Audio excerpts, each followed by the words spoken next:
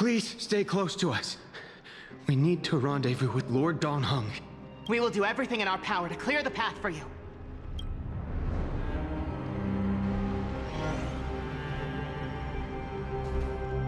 There he is! Lord Donghung! Quick, we must assist him!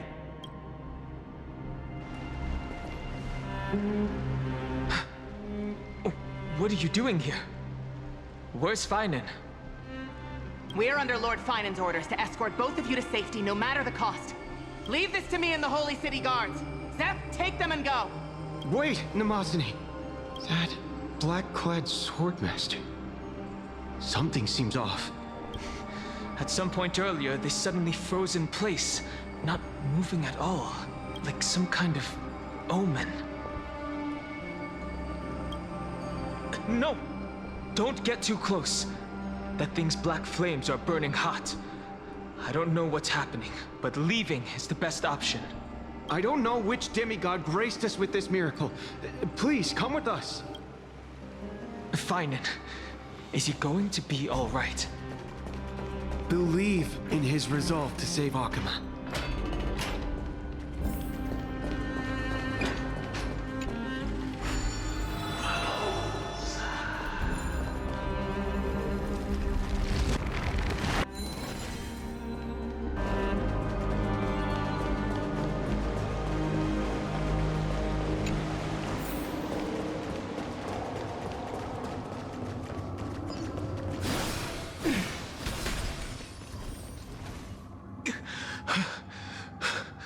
The Flame Reaver isn't pursuing us. Could this really be some kind of divine intervention? We can't stay here for long. Lady Trinan's sentry gate is just outside the city. Let's keep moving.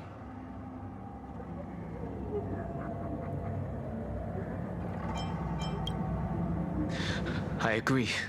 But Finan, he must have struggled a lot before making this decision. For now, let's get back in contact with the Express and plan our next move. On that note, I have a proposal. Who's there? I hope to convey a message to the two nameless. Mr. Screwlum? Who are you? Stand down. I order you to maintain a distance of 10 paces. It's okay, guard. This one is not our enemy. It has been a while, nameless of the Astral Express. I'm glad I arrived in time to stop that black-clad one from harming you further.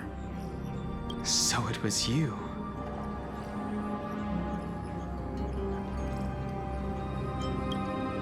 Indeed. Madame Herta invited me to meet with you, Nameless. Rest assured. You two know this anti-Cathiran? Does he come from the same people as Counselor Lygus? Don't worry, guard. This gentleman is an ally of the Trailblaze.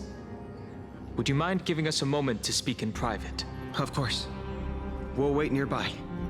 Please, stay safe. I fully understand your situation.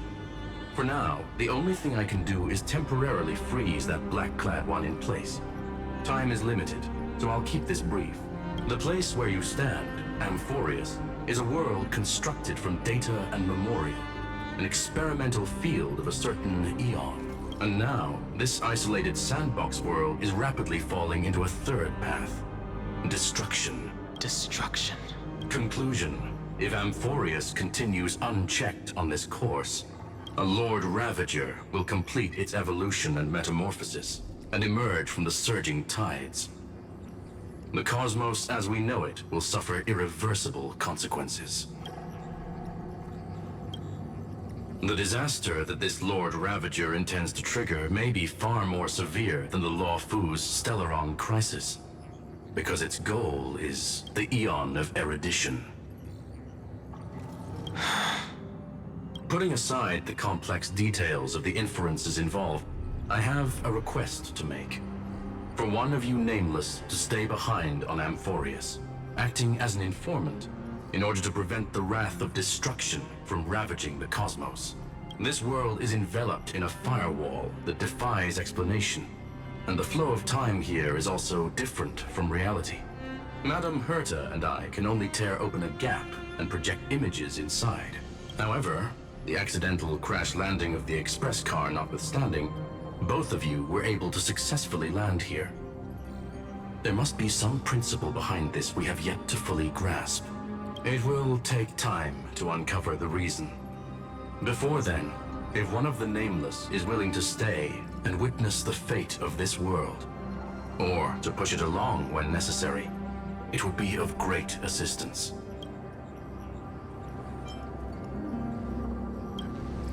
There are reasons for which I must recommend against such a course of action. Look at this, if you would. This curio is called a chronocognitive anchor. The two of you may view it as a kind of space anchor in the world of erudition. As long as you carry it with you, your individual data structure will be protected and will remain unaffected by the influence of digital tsunamis. When required, it can also serve as a bridge for communications between the internal and external world. Of course, it is not curio with unlimited uses. May only be held by one person. The connection being interfered with. Decide quickly as possible. 2 final messages. 1, the Intellitron named Ligus, possibly the primary culprit behind everything. 2, Herta discovered a clue. Miss March has already been drawn into Amphoreus.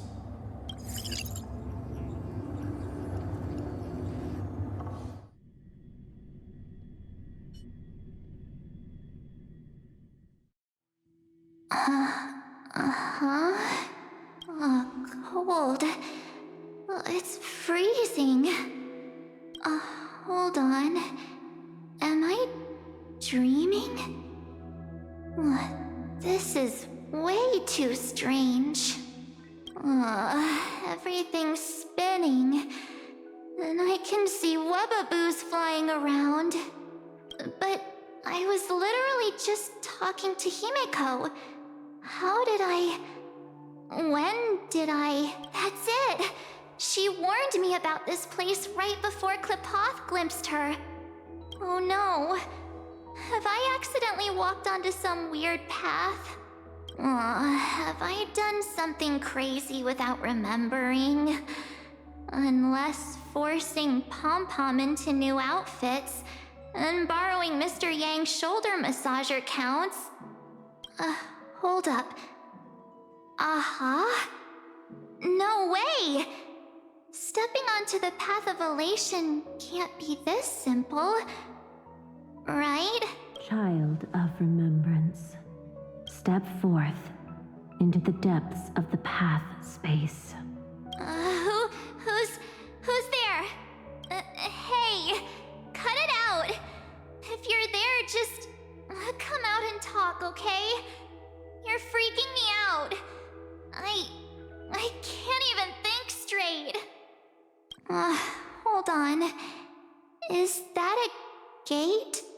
Cast aside your fears. Step forward through the gate of memory. The voice. Is it showing me the way out?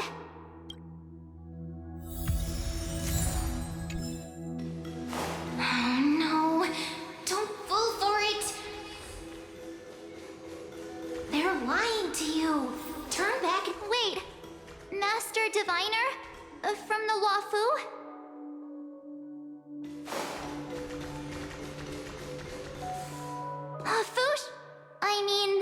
Master Diviner, what brings you here? And you, Miss Messenger. Do I know you from somewhere? Good to see you again, March. A pleasure to see you, Miss March. That's it!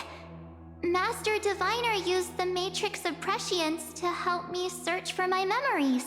And you, Miss Messenger, we met in that memory space. You said to me, the value of your life does not lie in what happened in the past, but in the present and the future. Your memory serves you well. March, I conducted some experiments with the 6-phase ice you left us. Thanks to the Garden of Recollection, the Matrix of Prescience has made a breakthrough in extrapolating the past. Now, we might be able to bypass the obstacles and look directly into your history. The Master Diviner is right. Continue down this path, and you'll be able to find your lost memories at the end. Since we last met, you've grown much alongside the Trailblaze. You should be strong enough now to bear the weight of your past. Well, there goes my Ice Princess fairy tale. I need to know, Master Diviner, Miss Messenger, this isn't just another dream, is it? If this is real, why reach out to me at this exact moment? The situation is dire. Your lost memories, they're crucial to the Garden of Recollection. She's right. The Garden of Recollection's existence hangs on your memories. The Garden of Recollection. You may not want to sacrifice anything to preserve the garden for now, but in time, you'll understand. Your destiny and the path of remembrance are extremely, closely intertwined. Now go. So, I just walk through that gate? This way, March. Your past awaits beyond the Gate of Memory. Stop! They're just mimicking people from your memories! That voice again. Don't let those bad people deceive you! The gate. Now it's you two?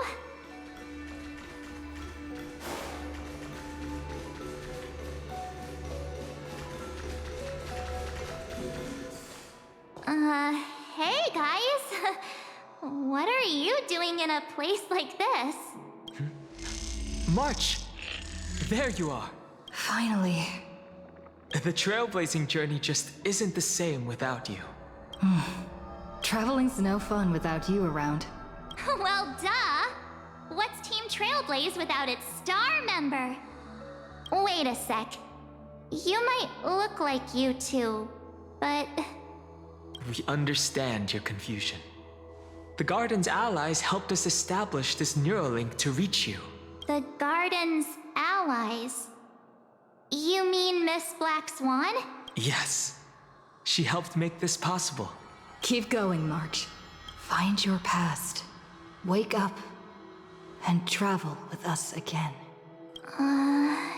That sounds really tempting. Finding my past and continuing to trailblaze new worlds with you? Trust in yourself, March. It's gotten us this far, hasn't it? Follow us. Let's go through that gate together. Step into your past, March. Find your true self.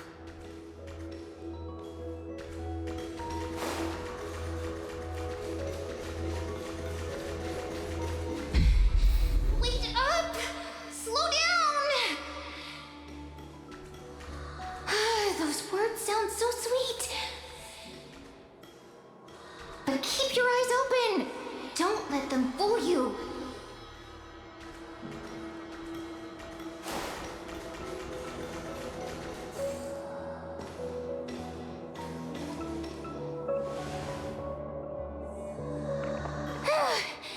At last, I finally caught up. Hey, are you all right? I'll be okay. Just not used to running around. Say, March, got a moment to talk before you make your decision? Wait, that was you? Pushing the gate away? Sending those warnings? Yep, named Cyrene. It means ripples of past reverie. Easy to remember, right? Wait a minute. We actually look quite alike, don't we? Yeah. Your pink hair is just as eye-catching as mine. And we're both bright, pretty, and positive girls. Talk about coincidence. Wow, you're quite the smooth talker. But I can't disagree. Wait, you know my name is March? Have we met? No, but I've witnessed your story through those memories just now. It's incredible, really. We might have more in common than you think. I know exactly what you're going through, which is why I don't want to see you exploited or hurt. You know what I'm going through? I know, because I've been exactly where you are. This empty space has been my home for ages. I barely remember what time feels like anymore. But there's something I'll never forget. Trust me, that gate won't give you what you want. You mean those people? They're lying? Luring me into a trap? Yes, convincing, weren't they? They've studied your memories, using your deepest wishes against you. How dare they manipulate a young girl's feelings like that?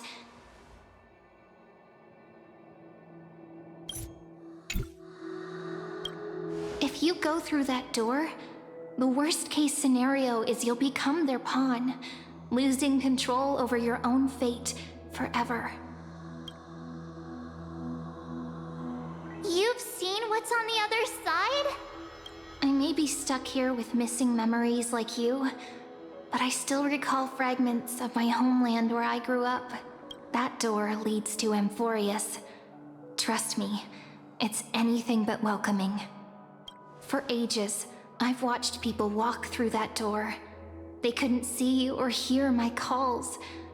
The voices beyond always promised safety, but I've never seen anyone return safely.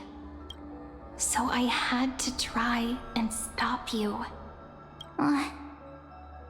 To be honest, I'm not sure what to believe. But the fact that you're here, putting in all this effort to warn me, that means something. Tell me, Cyrene, how can I return to my world? It's really easy, actually. Just turn around and walk away from this place. The girl cannot be trusted. Through the door, save the garden. Both of you, children of remembrance. They never give up, do they? But don't let them sway you. Stick to your path. The return journey could take ages, longer than most lives. But that path will lead you home.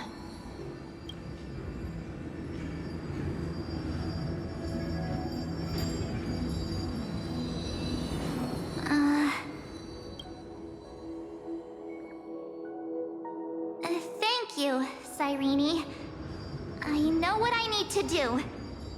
I'm going through that gate. Into Amphoreus. Wait, what? Don't worry. I believe you. It's just that, for me, the only place I can call home is right beside my friends. Two of my closest friends are already on their way to Amphoreus. They may seem capable, but only I know. They're absolute disasters waiting to happen. They won't last 5 minutes in a new world without me. That's why I need to go through. Amphoreus or not. When the three of us are together, there's nothing we can't handle. We'll explore, understand, establish, and connect. After that, we'll find our way home together. I see. You've got people who mean the world to you, too. That is so heartwarming. March, if that's what you've decided, you have my full support. Birds of a feather we are. Looking all sweet and innocent, but with hearts of fire. Oh, stop. You're making me blush. Well then, I guess this is it.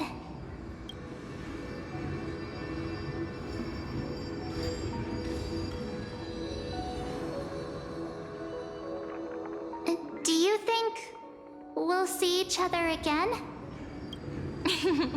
Who knows? But don't worry about me. After all this time here, I've grown quite used to chatting with my imaginary friends. Since Amphoreus is your homeland, if there's a way to help you, my companions and I will do everything we can. Then I'll look forward to that day.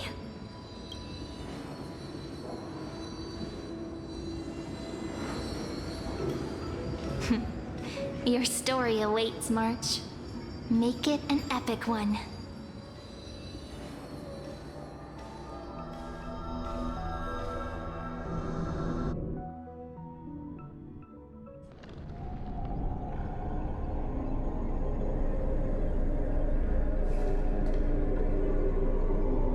You okay there, friend? Something seems to be bothering you. So even this place has changed. Finan. Is he ready for Aranova?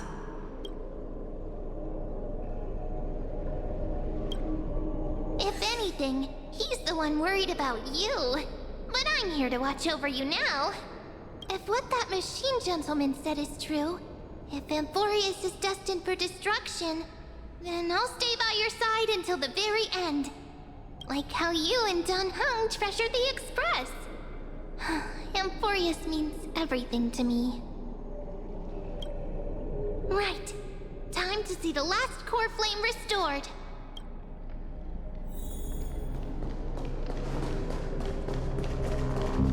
Look! There's Finan! And wait. Lygus. Remember, Skrulum's warning.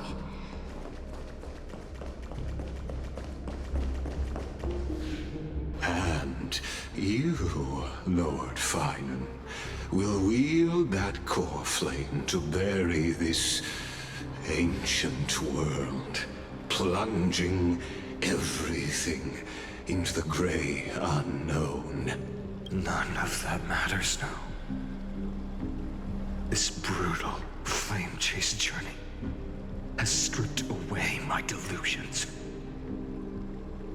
I know the future is in some peaceful paradise with gentle west winds, just waiting to welcome us to step in.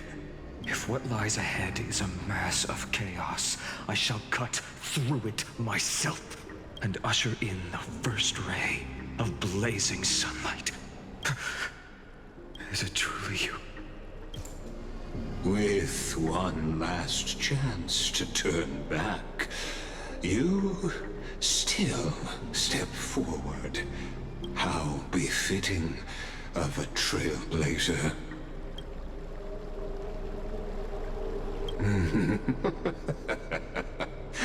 As it happens, I find myself thinking the exact same thing. As our world nears its end, the ones who walk the infinite paths have embraced their destiny. As the Theoros, it is my duty to witness the world's future and oversee this final core flame ritual on their behalf. The trial of world-bearing, the ritual of Aranova.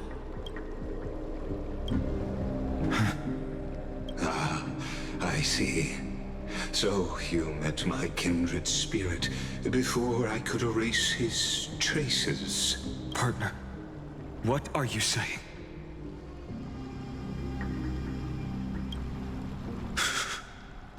I've had my suspicions. How does a native Antikytheran know so much about repairing vehicles from beyond the sky? Lord Lycus, how much do you truly know about Era Nova? Tell us everything.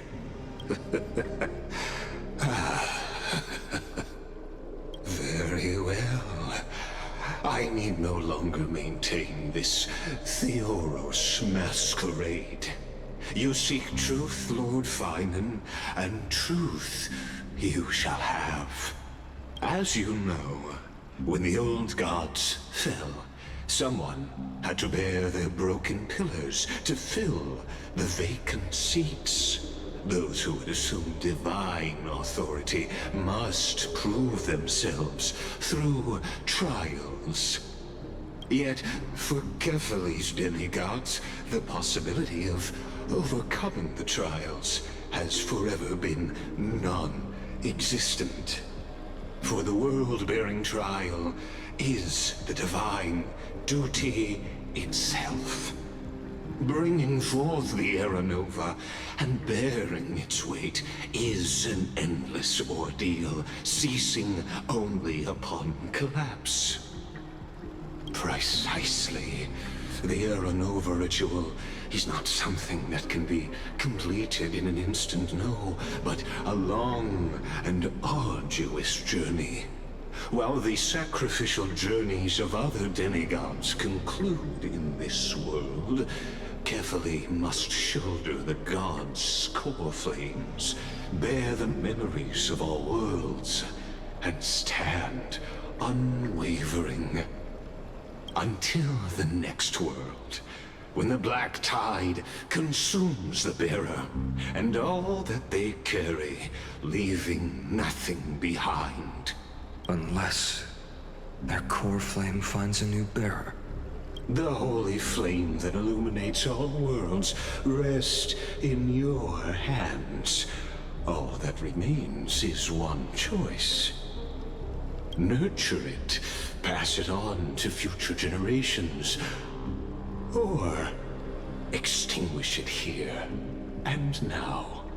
Deliverer, the fate of all worlds rests in your hands. Enough testing. I've made my decision.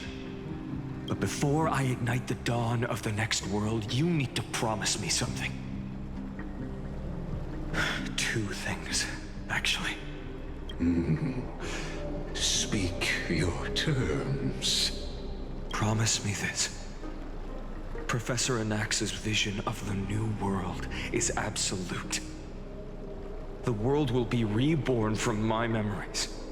All souls, living and dead, will return as the first humans, unchanged from their past lives. And my friends, the fallen demigods, they shall transcend the cycle to become new titans. Our heroes shall not have died in vain. Of course. This I can guarantee. Good. The second one. Promise me the Trailblazer can return safely to her homeland, unbound by Amphoreus' laws. My apologies, but I cannot promise this. As you mentioned, she now bears the Time Titan's authority. Oh, her bonds with this world run too deep.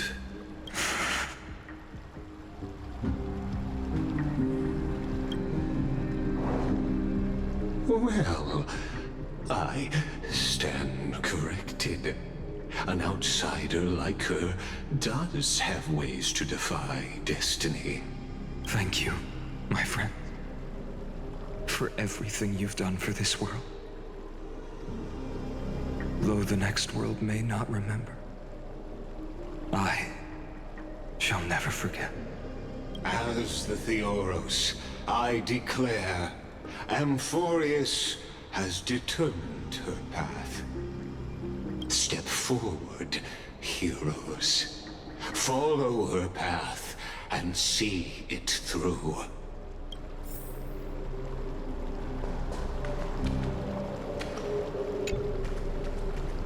Without you, we could never have reached our prophesied tomorrow. Thank you for walking this path with me to the end.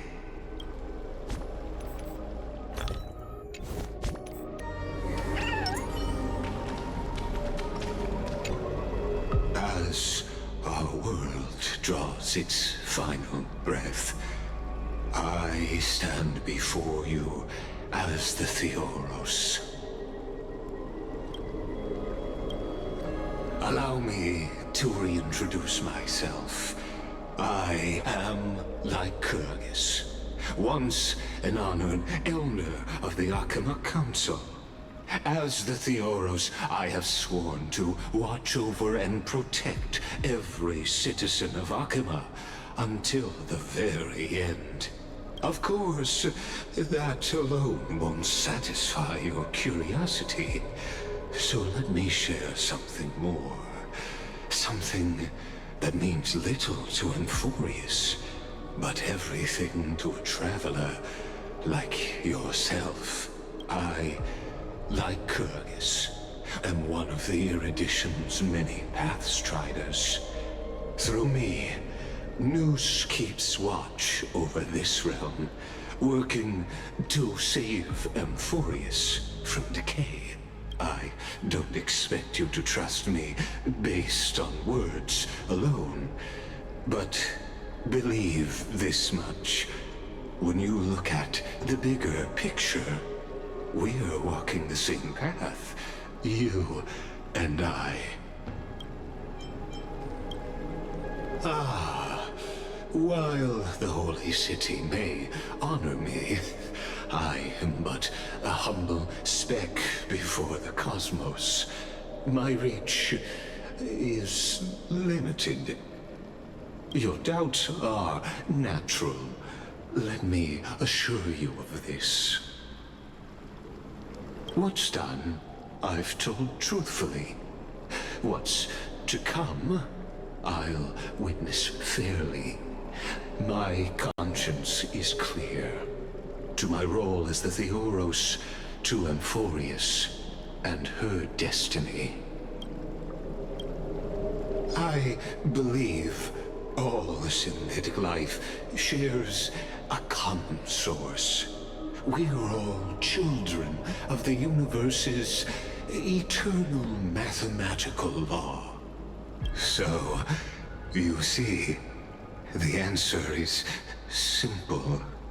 That brilliant mind is my kindred, a brother, if you will.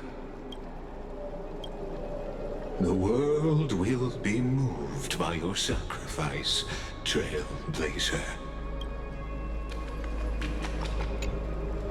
Behold, oh gods, Amphoreus has achieved her victory, and the Era Nova approaches. The radiant soul has arrived, having walked through the bustling nights, bearing the golden fire and blood, stepping with pride into daylight. He is the pure child, walking upon the path of yesterday, today, and tomorrow. He is the first to be born, first to be named among the nameless. Eternal in form, limitless in reach. He treads the endless night underfoot. Greatest of kings, protector of the displaced, raising humanity's children above their adversaries. The firmament of molten gold courses through his very bones and flesh. The greatest of schemes reveal against his breath and words. In the golden lakes of that beautiful new world, he shall wash himself clean. There. Finish what we first and last wished for. To write an ending unlike any before. For this world we so deeply love. Come, partner. Join me. The time has come for us all to face oblivion. or embark on one final grand journey.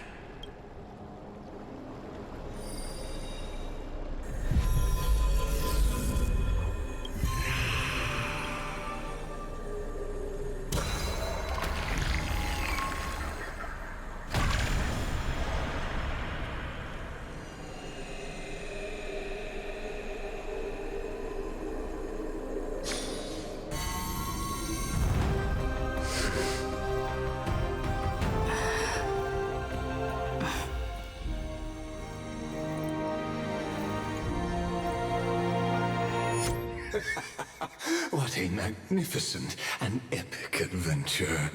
The hero's journey reaches its end, and the truth behind the Aeronova is about to be revealed. Is that truly the case? Here, as the Theoros, allow me to humbly request that you find a moment to listen to what I have witnessed. This is about the nature of Amphoreus itself. A story of the prime mover of life. My, what a broad topic this is. Where shall we start? Got it. Let's start at the very beginning. The Big Bang. The birth of particles. The emergence of all things. Just kidding. What I mean to say is that time, space, matter, all concepts exist solely because we perceive them. This is called the erudition. Without it, the universe would merely be a chaotic book written by chance, yet unread by anyone.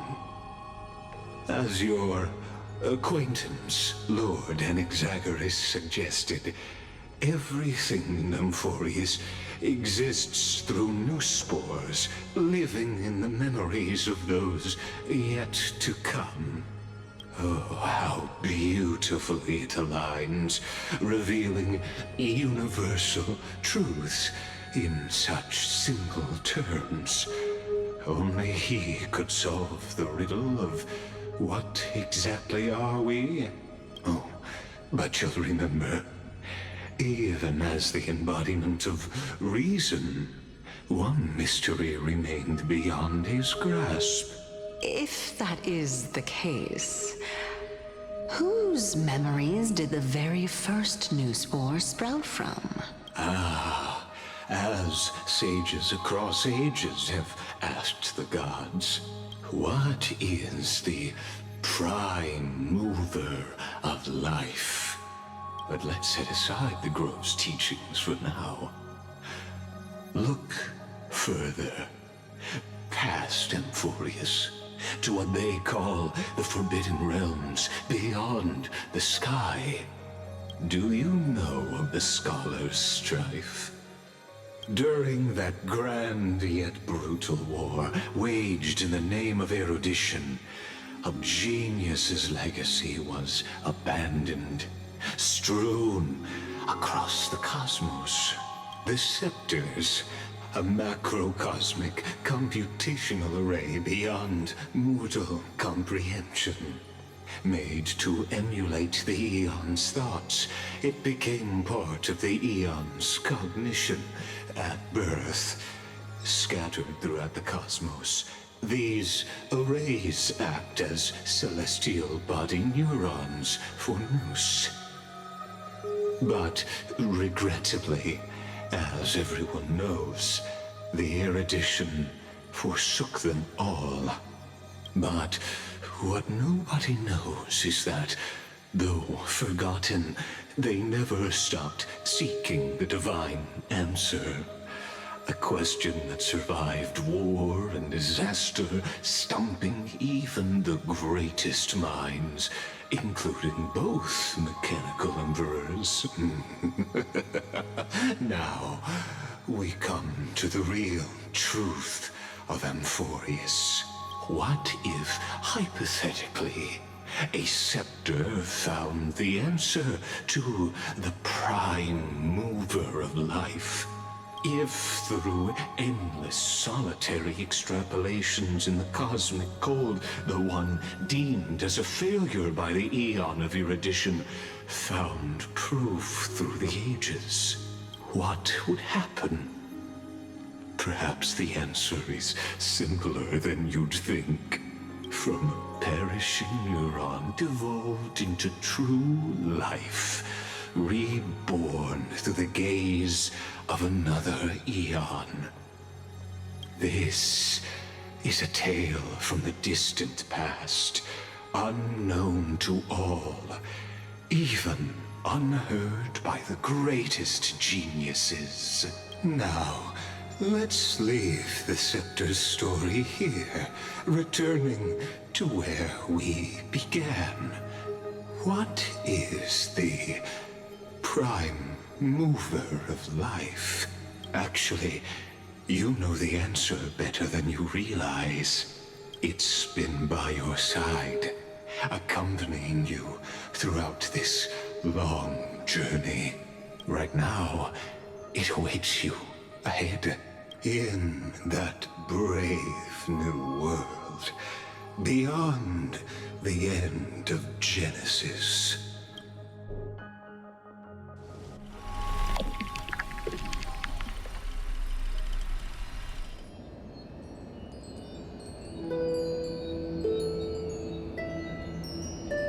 Take this wish with you.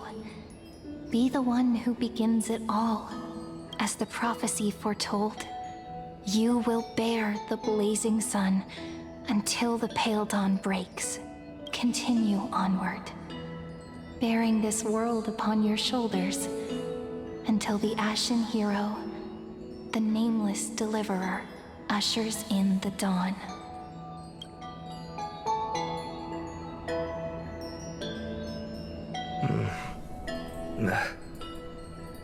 Such an odd dream. Strange. Like I've dreamed this before, but it all slips away when I wake. Only a voice remains. Who was that?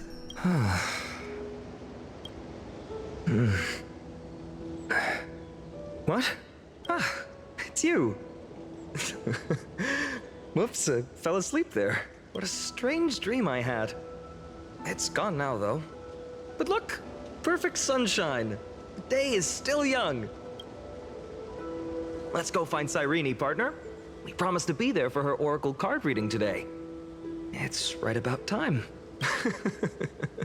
Looking at you, someone's still half asleep. Tell you what, catch some fresh air first. I'll hang around here.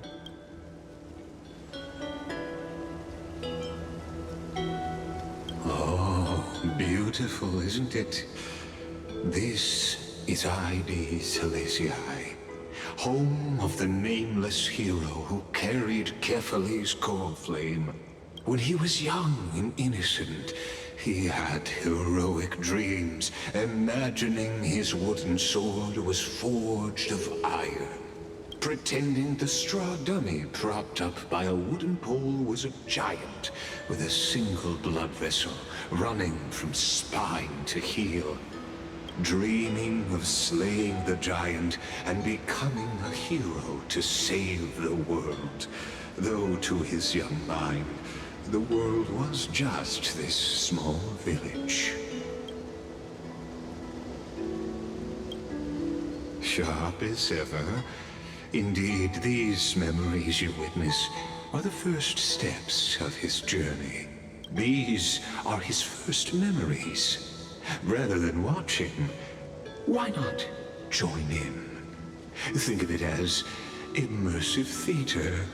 Become his lifelong closest friend, witnessing his hero's journey from the best seat in the house, as the nameless hero whose unwavering guidance shaped Finan's destiny, yet whose name was never recorded in Amphoreus' history.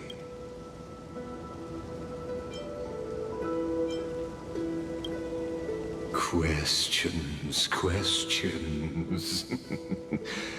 Let's follow along and find out, shall we? Many mysteries lurk in this village beneath the veil of Evernight. Your questions will find answers as the story unfolds.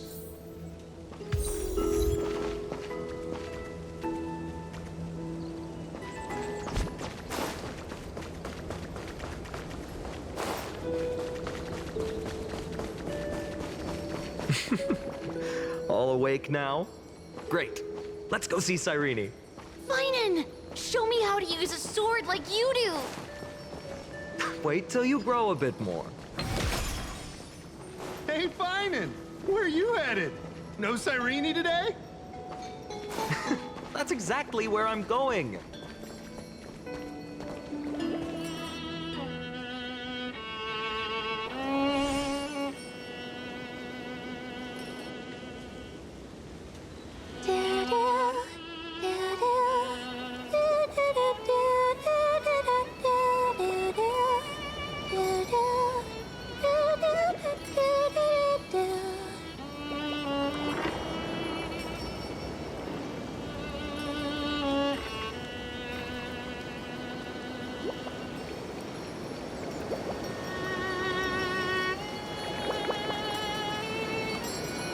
Found you. That...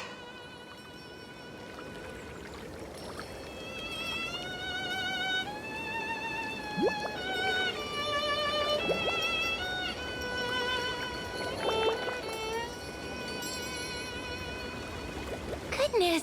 Look at you rushing about! You've got the poor swing all startled. Hmm?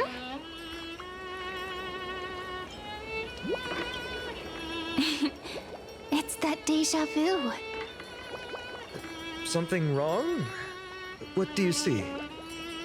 Oh, nothing much. Just suddenly felt a strange connection.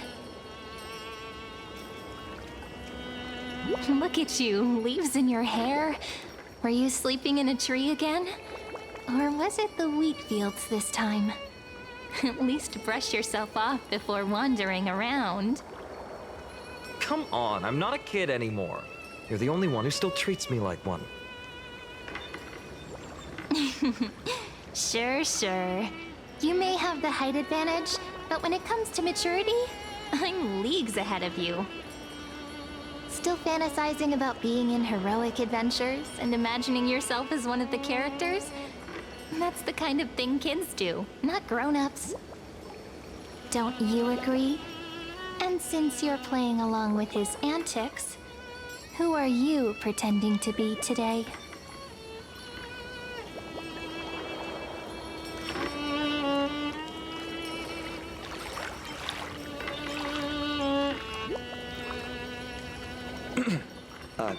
Today, she's going with Stellaron Hunter. Steal a heart hunter? Planning to steal someone's heart, are we? Switching roles again? What happened to being the valiant hero from a distant shore who made that solemn pact to learn the sword? Spare me. Can we not bring this up? Speaking of which, what about those oracle cards? We haven't done divination in forever. Why the sudden interest? I was just about to tell you.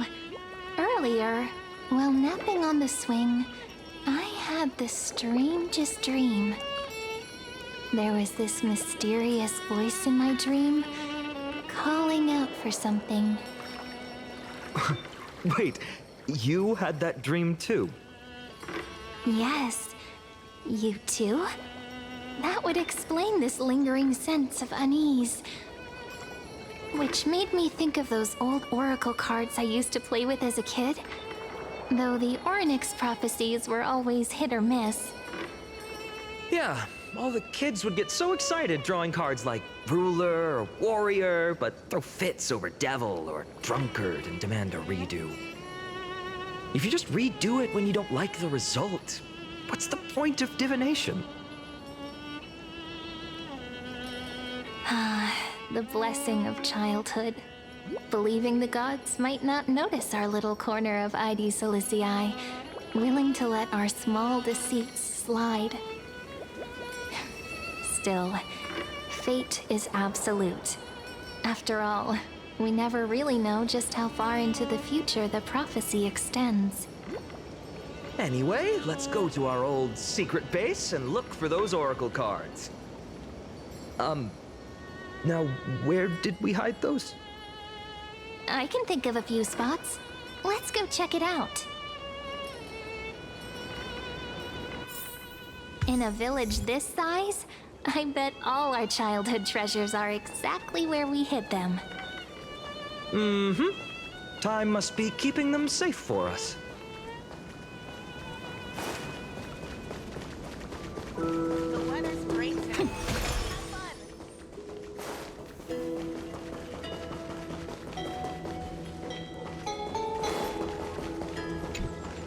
In the sunlit barn, amid the scent of ripened wheat, they found various fruits hoarded by squirrels. And a wooden figurine, missing arms and legs. My unfinished little soldier? After all these years! Hey, this is the one Mrs. Pythias confiscated. Finally back in my hands. Finan, Cyrene, where are you two headed? Speak of the devil. Mrs. Pythias, is school out already? No classes today. This morning, I used fallen leaves for a reading, seeking Orynyx's wisdom. They warned of potential injuries, so I gave everyone a holiday. Besides, it's harvest season. There's plenty of other work to be done, even without classes. With you being our only teacher in ID Silicii, you must be working so hard. Anything for my students. I don't mind the work. When you travel far from here, you must visit the Grove of Epiphany for me, to see what a true haven of wisdom looks like. By the way, what are you looking for in here? You've been searching quite thoroughly.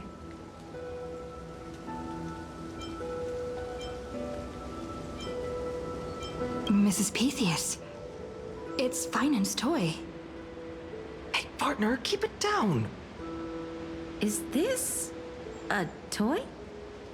Really now, aren't we past the age for these? She doesn't remember, huh? Oh, this little soldier's coming with me. All right then, I should be going. It might rain tonight, so don't stay out too late. So this is where the wooden figurine you carved during class ended up. And here I thought I knew all your hiding spots. To be honest, I'd forgotten all about it myself.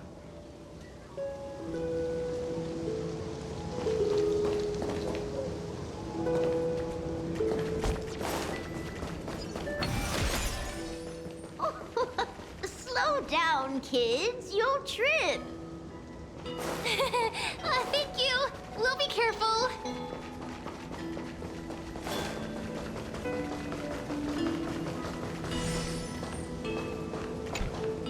It's mine. I caught it fair and square.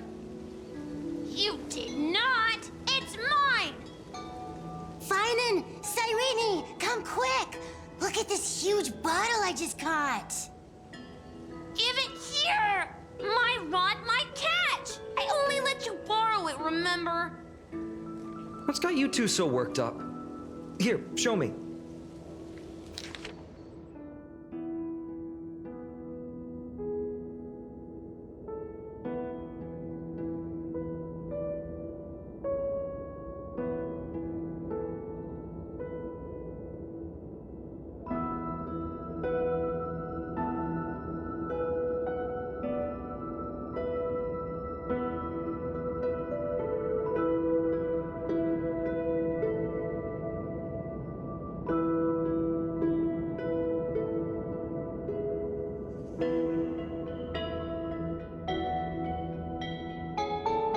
Wait a second. This is my old wish in a bottle. How did it end up here? Ooh, I wanna see. What did little Finan wish for? Not happening. This stays sealed. Kiso, Livia, dinner's ready. Oh, coming, Mom! Finally, I'm starving. See you later. You know what's funny? I really thought tossing that bottle into the sea would carry our wishes beyond Ide Silicii. Maybe even bring something back to us. Never thought the waves would end up pushing it back ashore.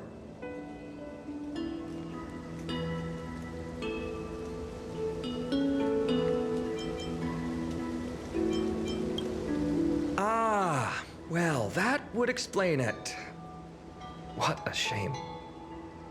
No sign of the oracle cards. Let's see. Ah, there's one place we haven't checked yet.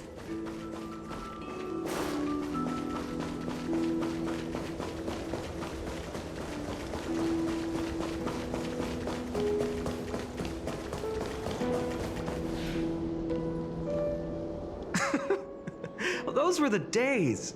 We'd always meet either by that statue in the village or right here. Right? And I remember you never used the front door when you wanted me to come play. You always climbed over the wall. You were such mischief makers. Just like a certain someone who has a habit of showing up unexpectedly. Right?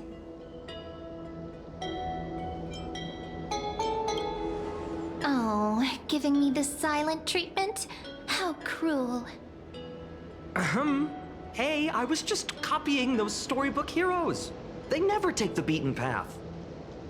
Still, it's embarrassing. I've been the only one here for a while, and I haven't kept up with the cleaning.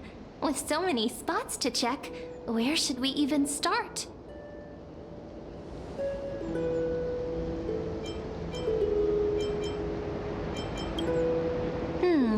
A cellar. I think I remember one. It was deep. So very deep.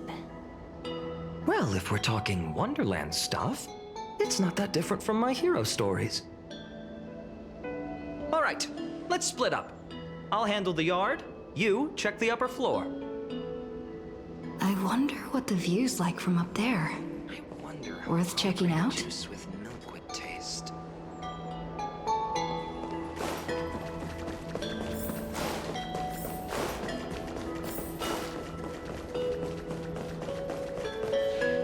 The girl before you carries an air of mystery, her secrets elusive, yet her demeanor toward you is exceptionally warm. You can't help but wonder, could there really be some kind of mental connection? The view here hasn't changed a bit. You know, besides the swing under the big tree, this has to be my favorite spot in all of Ide Silicii.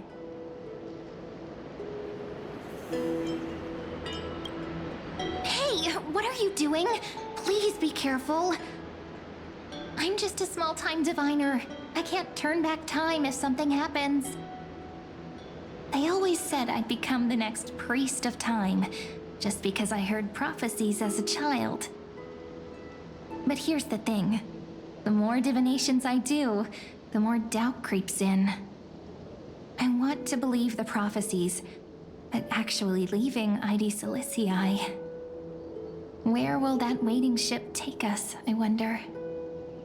Here they are, the oracle cards.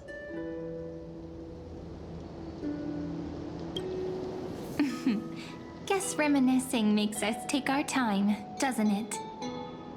There we go. Looks like the gods do listen to our thoughts. Here it is! This is the box where we kept the cards. But the cards are gone. Who could have taken them? Huh?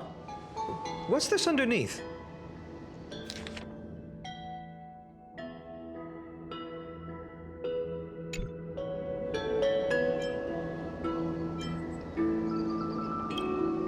Hey, don't go changing the words. I see now. Those sneaky little ones. So that's what they've been up to. The ones from Remembrance Maze, you mean? Yep. Let's head to the back of the courtyard.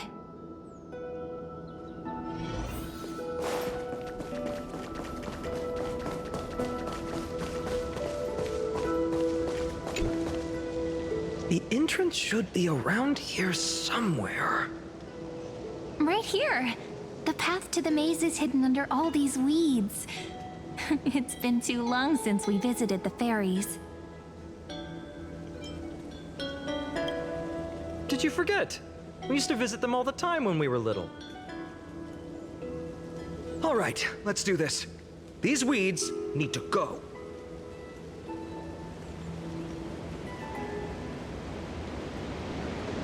Pretty sure this is it? Should be this way. There it is! The entrance! That hollow in the tree. Once you get through the tight squeeze in the hollow, you'll reach their dwelling, the Remembrance Maze. I wonder if I can still squeeze through there. Maybe worry more about whether the fairies will let you in. After all, the Remembrance Maze has an invitation-only rule. Only children with pure hearts are welcomed.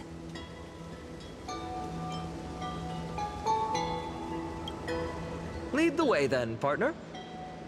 Regardless, how about we try getting through the hollow first? After you, then. What? Oh, sure, I'll go first.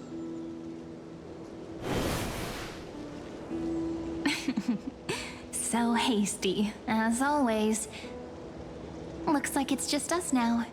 Care to finish that chat? To be honest, from the moment I saw the cute note left by the fairies, my intuition became even more certain. Perhaps when we step into the maze again after all these years, the wheels of fate will finally start turning.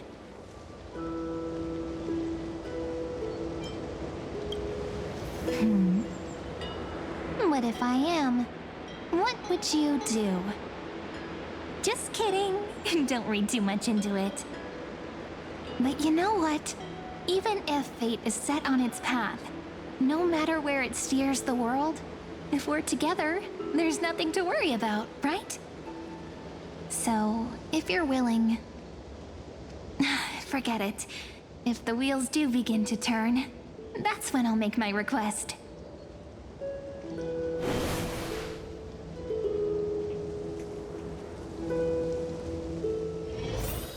I made it! Oh, that wasn't easy. I can't remember the last time I came here. Wait a minute. Are you? Look who it is! Rini and Snowy!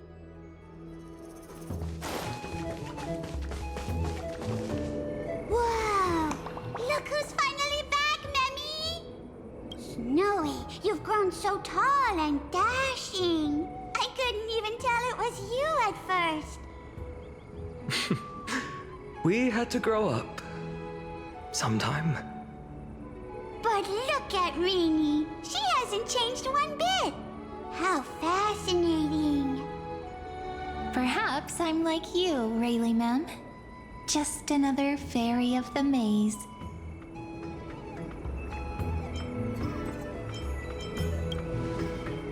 Die? Rayleigh Mem's always been this lovely shade of lavender. Doly Mem, Rayleigh Mem, Mealy Mem, Folly Mem. I've missed these cute little troublemakers. We used to gather around the fire, singing and dancing, imagining all our future journeys. Without coming back here, those memories might have faded away entirely. Oh, how good you, Snowy. You swore you wouldn't forget about us. But you were gone so long, you almost did. Oh, he's just copying those bards from his stories, being all melodramatic. He couldn't forget about you all even if he tried. Actually, We're here for the Oracle cards. Have you seen them? Oh, the Oracle cards! Right. The Chief asked us to get those. Chief? You mean Dolly Mem? What do they need the cards for? If they want a reading, they could just ask me. Oh, I'm not sure. But Chief specifically wanted to meet with you all. Let's see. They should be... That's it! This way, everyone! Watch your step. The trunk's slippery.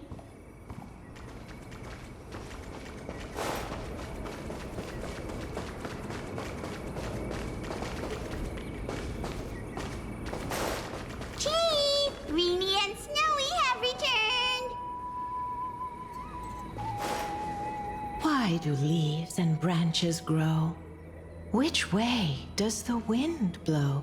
In Remembrance Maze depths we seek to find the answers future left behind. Welcome back, my dear children.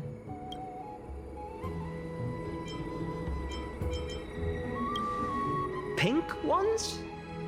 That's strange. I don't recall any pink fairies in the Remembrance Maze. Have you seen any, Chief Dolima? Oh, Chief, you haven't changed a bit. Still so full of life. Oh, no need to fuss, my child. You haven't forgotten, have you? As long as our songs are sung, the children of the maze will live on. Just as our paths stay forever linked. Here, take it. I'm sorry I had to resort to such methods to bring you here.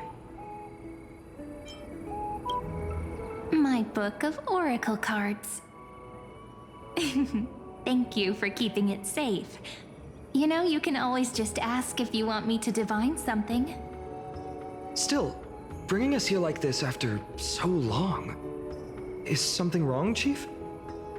Yes. The Veil of Evernight whispers to us once more. It tells of a new fairy who will soon enter the maze. Indeed, every time a new fairy arrives in the maze, it means that beyond the veil, in the vast lands, far from Ides Elysiae, a great calamity is on the horizon.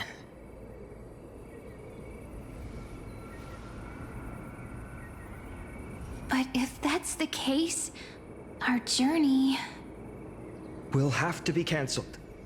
If disaster's coming, we should stay in Ides Elysiae just to be safe.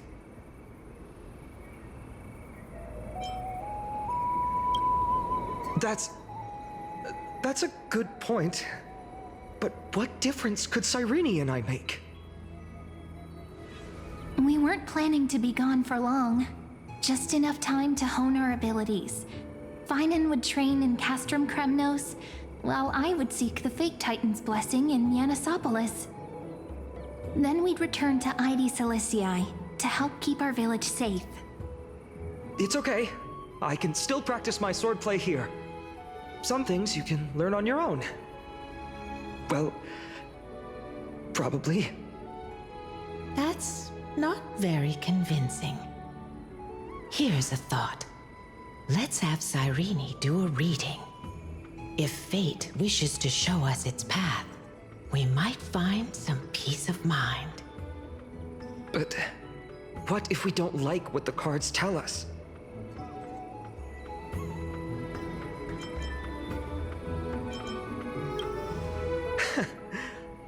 Never thought of doing it that way before. Thanks, partner. We'll do it your way. Whatever the cards show, we'll face it together. Ask with a true heart, and truth shall answer in kind. Close your eyes, and let's open the Oracle card book together. Let your thoughts flow like stars drifting on the river, carried by fireflies and gentle winds. Your destinies flowing towards the same future. Now, Shall we begin? Oh. Oh my. The cards are quite responsive today. Very well. Let's see what future the Oracle cards wish to show us.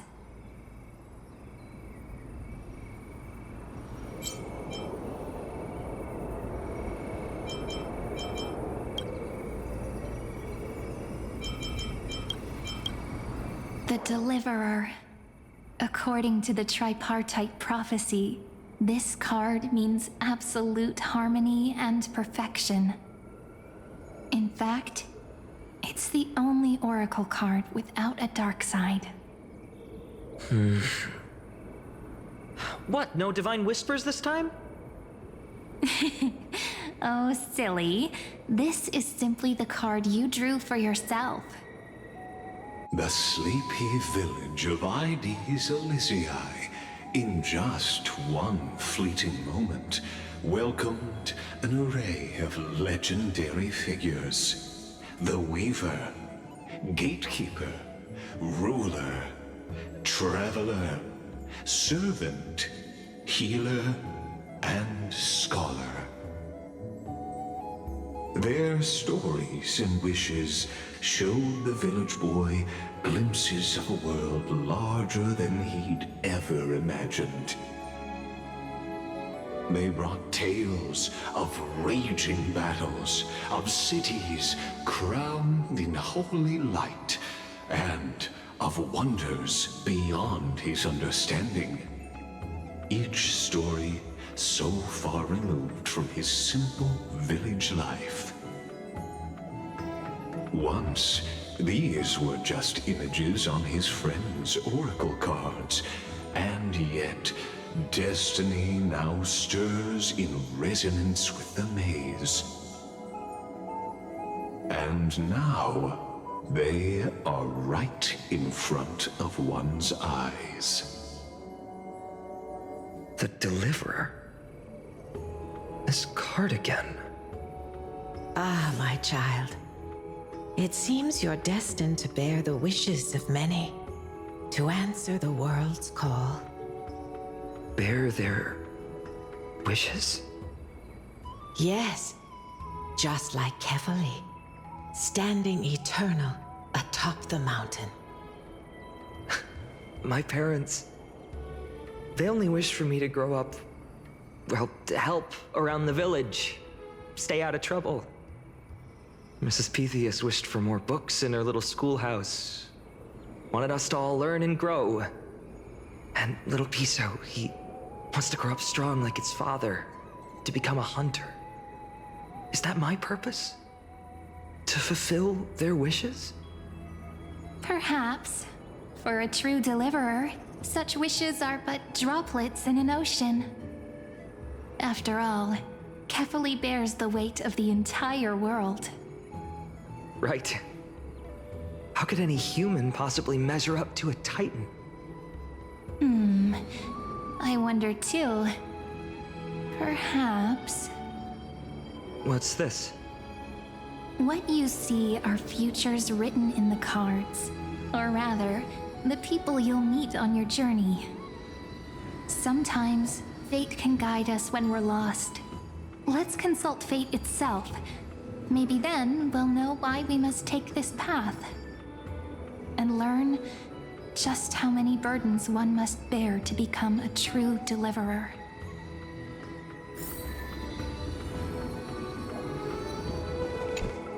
So tell me, has the uncertainty in your heart begun to fade? So many faces in my future. So many wishes.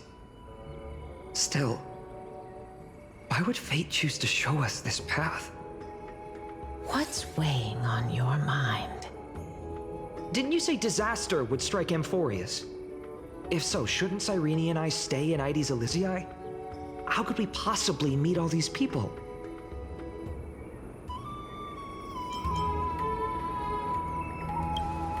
If that's true, then who will protect everyone in Ides Elysiae? Cyrene, may I have that Deliverer card?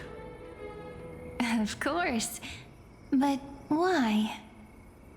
Although those voices, visages, and wishes may seem far away now, I can't ignore the sense that something is calling me, bidding me to take a hold of it.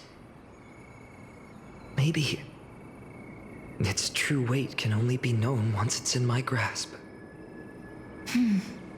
In that case, accept this gift.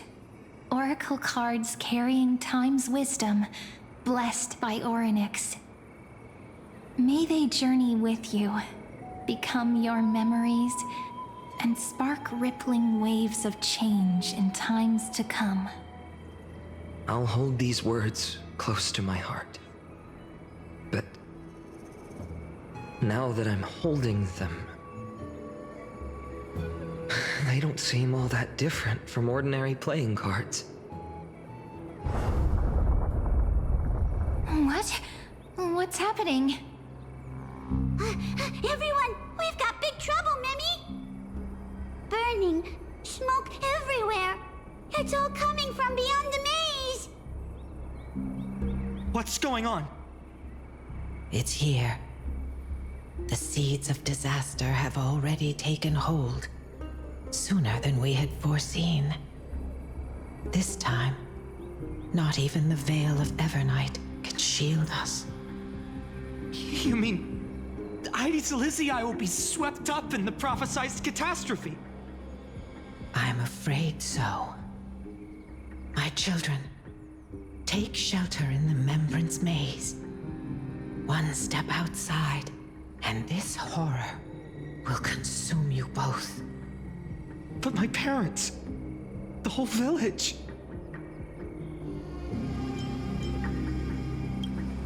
You're right. Chief, what are we truly facing? Is this the power of a Titan? This is beyond any Titan. Beyond any danger you could overcome with strategy alone. It's an unspeakable horror that twists all life into abominations that never bleed nor cry. Even Titans fall to its corruption, burning from within until only empty shells remain, knowing only death and destruction. The Black Tide. That's what this calamity truly is. It consumes all in its path, sparing none but the Membrance Maze. Not even Titans can... Yes. So please, don't leave this forgotten realm the gods abandoned. You are the first to uncover our presence, and the only two who can enter the maze. We don't wish for you to throw your lives away. Finan, what path do we take?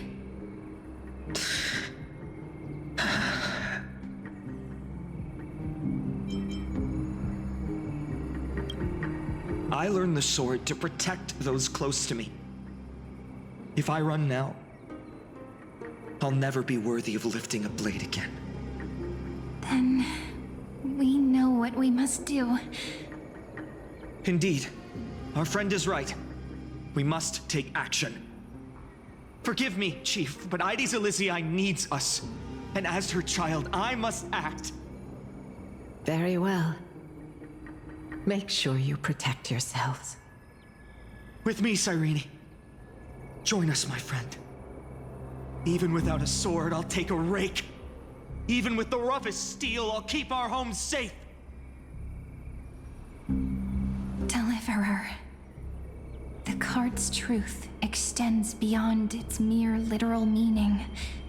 There's another hidden layer within.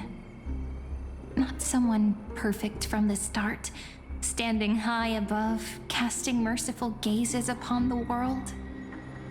But one who starts small, from a humble village, expanding their world within step by step, learning to save others as they grow.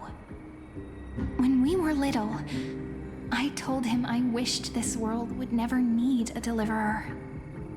Now that wish has shattered. Yet I'm glad he's chosen to walk this path. And all of this happened because you believed in him, friend. Shall we? It's only when you're by our side that Finan and that our hearts find their courage. I know you're watching us right now, aren't you, great hero from the future? Oh, deliverer. Such cruel irony. Though destined to bear the world's burden, this boy can never become the hero to bring forth the dawn.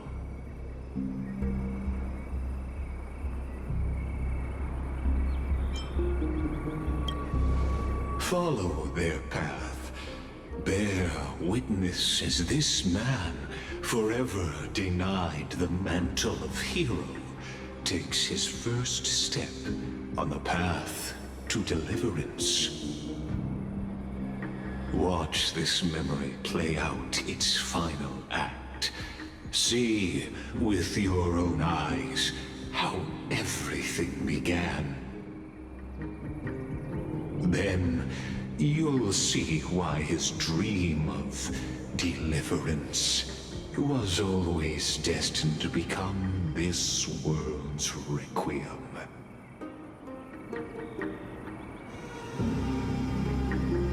A sun red as blood, wheat fields turning to dust, and in the heart of it all, a village aflame. In that moment, the boy stood in what felt like the end of existence itself.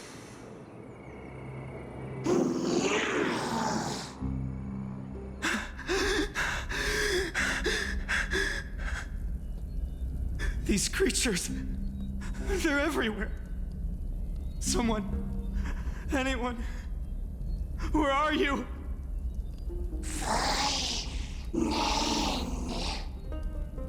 No, it can't be. Why did you? Are you talking to me? I don't want to die. Weren't we best friends forever? No. That ribbon. Olivia. No.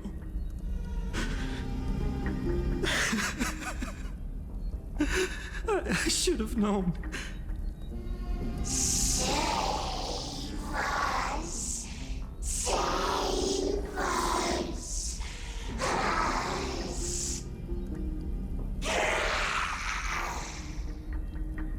Please. No. Stop. Please stop.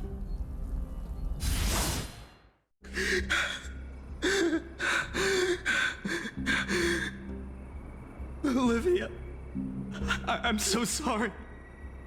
And these monsters, they're all...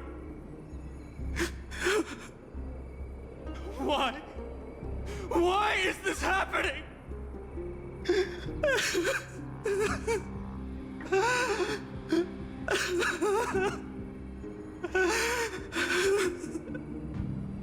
When the black tide arrived, the wavering boy found resolve in his companions, and together they ran toward their first battlefield.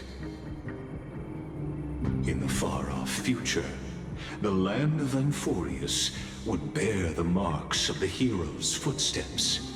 With sword in hand, he would inscribe an eternal mark in the golden epic. And when dawn broke over scorched earth, a boy, covered in wounds, buried the dead one by one. His silence heavier than the earth he moved. His home his past, his name, all buried beneath the soil. His feet carried him forward, over the pillar of stone, beyond the chalice of plenty, through the deadly fogs of the Hand of Shadow. He wandered without direction, like a withered leaf drifting in the wind. Through countless city-states, the smiling visage of the white-haired swordsman was etched into memories. Yet he did not walk without purpose. Deep in his heart, a voice always guided him forward to fulfill the wishes he had inherited, to brave peril, and to do all that was within his power to save those who needed saving. Those words his friend spoke long ago, when his journey began, lingered. Protect those who must be protected. The words were few, but they gave him all the certainty he needed. That's what it means to be ordinary and choose to be more. Onward he walked, until the call of the Flame Chase journey thundered across the land. In the vision painted by prophecy, humanity would triumph over the gods, seize the core flames, and ignite a new dawn for Amphoreus. Yet losses are a constant on the Flame Chase journey, where life too seems as small as a speck of dust. Only one who treats the world as their teacher can bear its eventual destiny. Are you prepared for such teachings? The voice within spoke, and he answered softly. No matter. My existence is of no consequence. When the Gold Weaver called, he answered, traveling to the holy city. There the elders met his warrior spirit, with nothing but scorn, condemning him to the barracks in derision. No one saw it coming. Not the world, not even him. Yet, this nameless recruit stood at the gates of legend. And there, at last, he found the ones who would walk his path right beside him.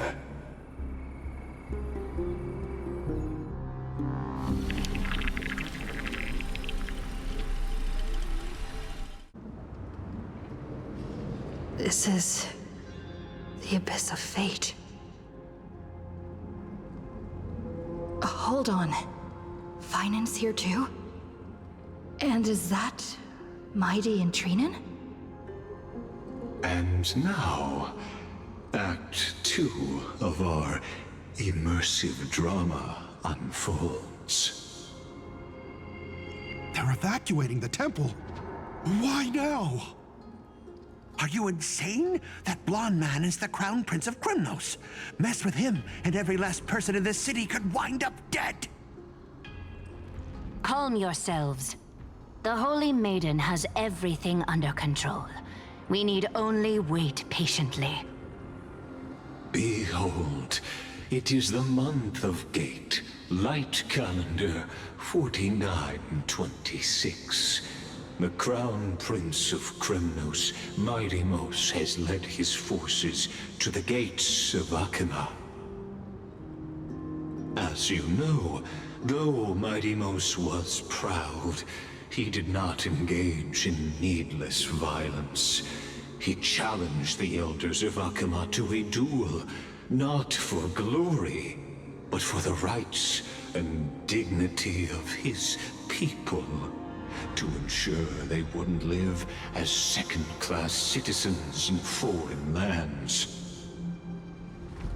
After Aglaya's mediation, Finan met Mighty Moses' challenge as the Elder's representative. This duel was to change the course of the Flame Chase journey itself. So, as Finan's most important companion, his lifelong friend, please continue to bear witness to his memories.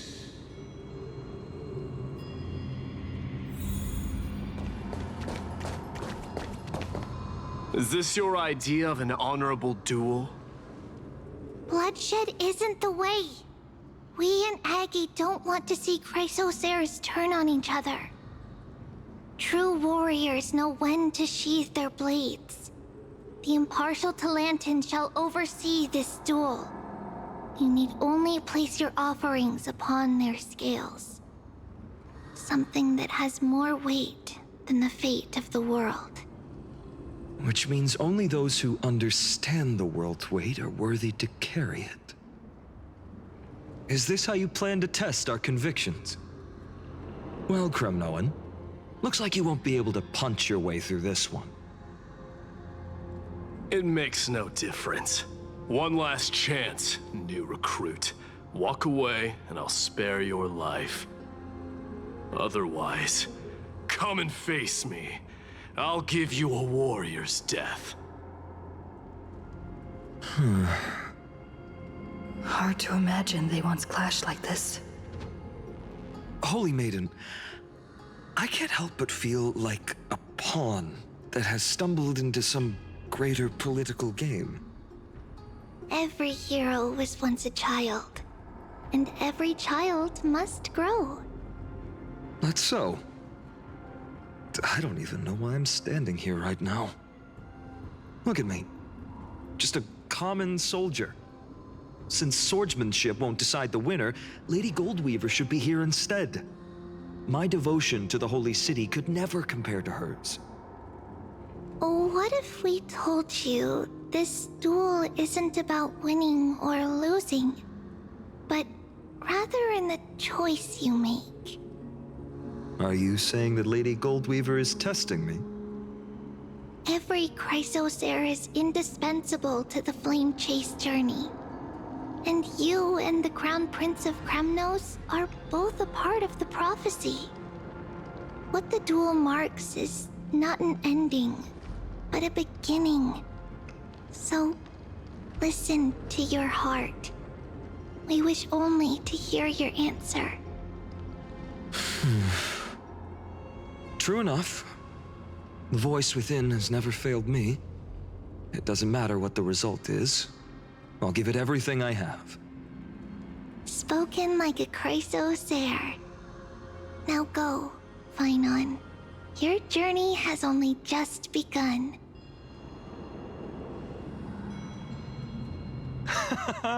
That's right, comrade. It's time for us to teach that proud prince a lesson together.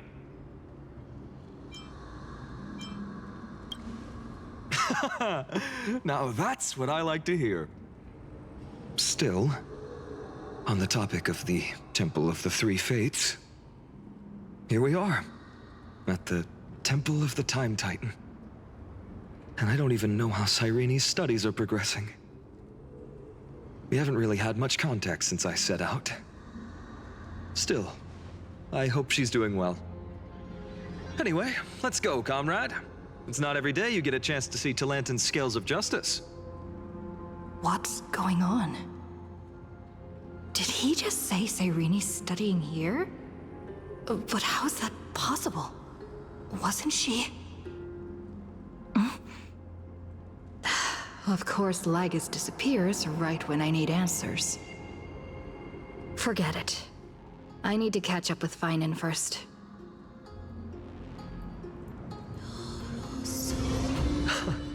Amazing. Talantan may have fallen, but their scales remain true to their purpose. I hope you still remember your purpose, new recruit. You seem awfully confident, Kremnoan. Let's see how you define the idea of weight. For your information, in Castrum Kremnos, the punishment for profaning a duel with such crooked words is impalement. But as we're in foreign lands, I'll indulge you. The signet of Kremnos, the crown jewel of our people. That's my choice. A ring. Not just any ornament, I'd wager. What's the story behind this little treasure? Don't push your luck. Think I'd pour my heart out to you? Just know that Kremnos' 1,000 years of glory could bring a titan to its knees. Let alone a nobody like you. So to him, glory and his people outweigh the entire world. And the very destiny that Mighty himself will eventually shoulder.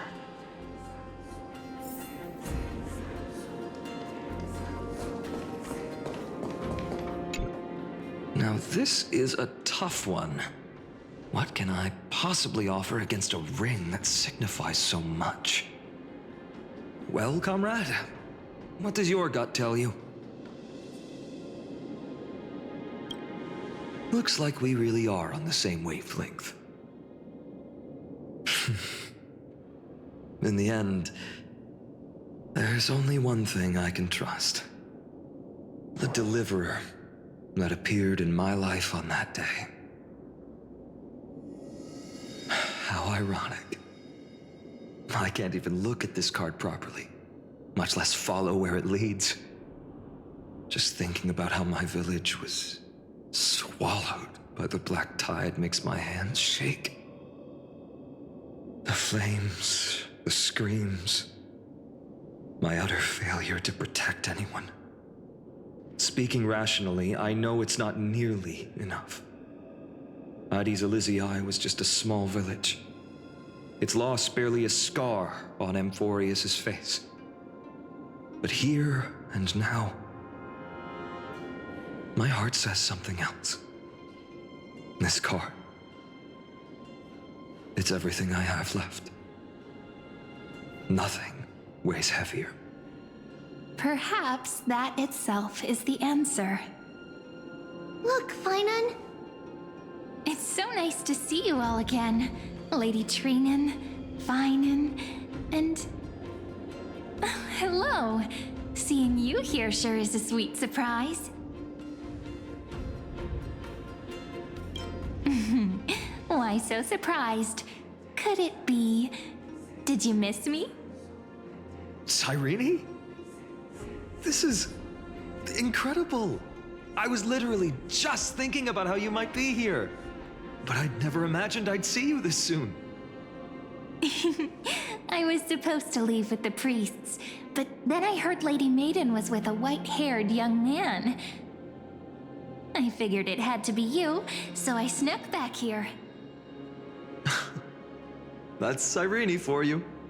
Unfortunately, this isn't a good time for reminiscing. That Kremnoan over there. Still playing house, boy? You get the idea.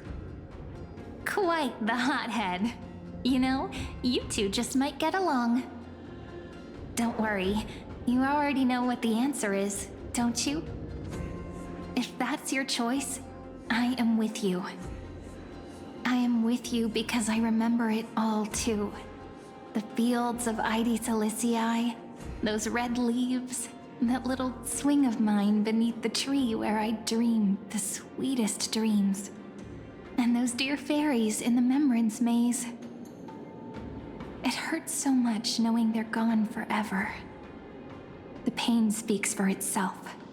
Our hometown may have been just a tiny village, but to us, it was the whole world. But that's not enough, Finan. Not nearly enough. Even though hatred can help people grow and turn a boy into an unbreakable warrior, what you need now is victory. You can't just stack the scales with your past suffering. You have to throw the weight of your future onto them as well. The future? What do you mean? Maybe that was a bit too cryptic for you, but it's actually really simple. Why not have our mutual friend here stand on the scales with the Deliverer? How about it? Can you help us? Relax. Our dear Crown Prince won't have a clue. Let's try that. The fate of Akuma hangs on this duel. I must claim victory, for their sake. I will stake everything I have.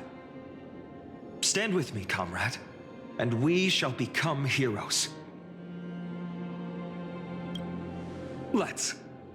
Together we'll prove that what weighs more than the fate of the world is the resolve to shoulder an immutable past and carry it into the future. Talantin, the fair, the just, they of unassailable integrity. The challengers have made their choices. In the name of the Holy Maiden of the Three Fates, lower your scales, weigh destiny, and reveal unto us your verdict. Your offering is a card? Yes, a flimsy little card. That is my choice. Just know that it's called the Deliverer. Interesting. Very well. If you can beat me with this card, then that's what I'll call you from now on. It's a deal. The scales... they're wavering. Talantin is deliberating on the outcome. It appears the convictions of both sides are equally matched.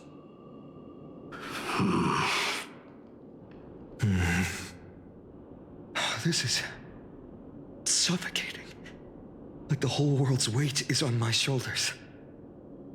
But I believe what my heart tells me.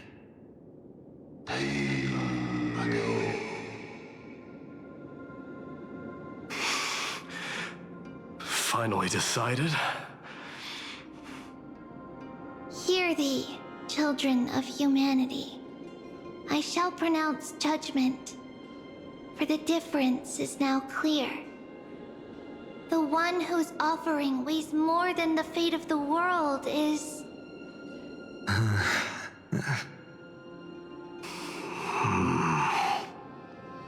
one from Ides Elysiae, the nameless hero.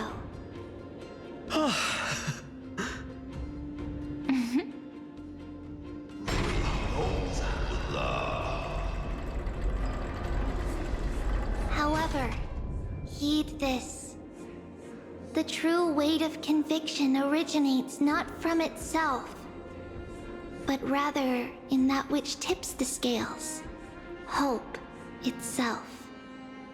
What's that supposed to mean? I think the Titan means that it's not anyone's personal convictions that outweigh the fate of the world. It's about a wish, one which we all share. You, me, everyone here. What tipped the scales wasn't Finan's conviction alone, but the collective hopes carried by this oracle card. Humanity's desperate call for a deliverer. Yes, even you and your people, Kremnoan. Placing us both on the same side of the scales? Foolish. We Kremnoans are your mortal enemies. Such weak idealism will only get you skewered on our spears. Fine by me. I've never claimed to be the deliverer from the card anyway. I'm a soldier, and if it's my fate to bleed my last on the battlefield, then so be it. I'll fight to my last breath. And on this, I know that we're the same. That's all a hero really is. Someone with that kind of conviction. And the Deliverer? Just a sum of all those heroes. A brilliant explanation. Just as prophesied, on this day, the final 2 heroes shall join the Flame Chase journey. I should have known from the start. They all say Lady Goldweaver is quite brazen, but you're the first to even imagine that prophecies could persuade a Kremnos warrior. Oh, I have 1,000 ways to tame a lion. But this lion didn't come here for bloodshed, did he? The Kremnoans far outmatch Occam's forces, yet we haven't lost a single soul. That's no accident, is it? Do you honestly think Kremnoans, renowned for our love of battle, would show mercy? Your forces are equally renowned for their iron discipline. And so, we can only assume that this is on your orders. Perhaps Akama isn't as hidebound as the rumors say. You grasp the true marrow of power more clearly than those elders. Now that the wheels of fate are turning, what finer way to celebrate this fortuitous encounter than a feast? Follow me, brave Outlanders. Heroes of this world are as countless as the stars, and at this moment, we find ourselves gathered here by the light of the flames of the long night. History shall remember this moment. The prophesied Chrysos heirs now stand assembled, heralding a new dawn for Amphoreus. You must see now how different this is from the flame chase journey you traveled.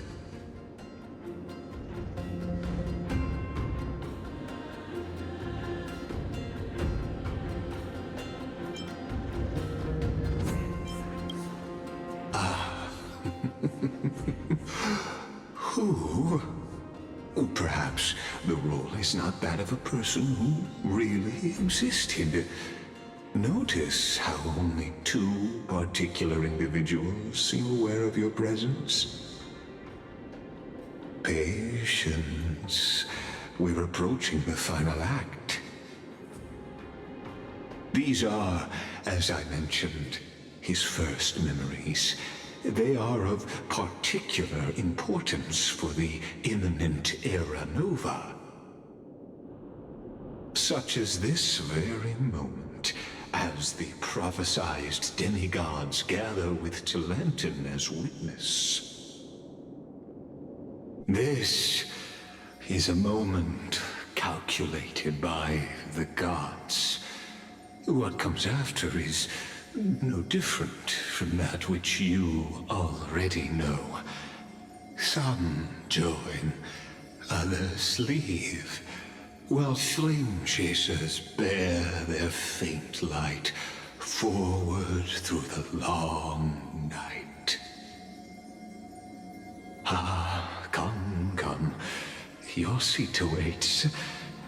After 13 heartbeats, our heroes will be ferried to the final scene.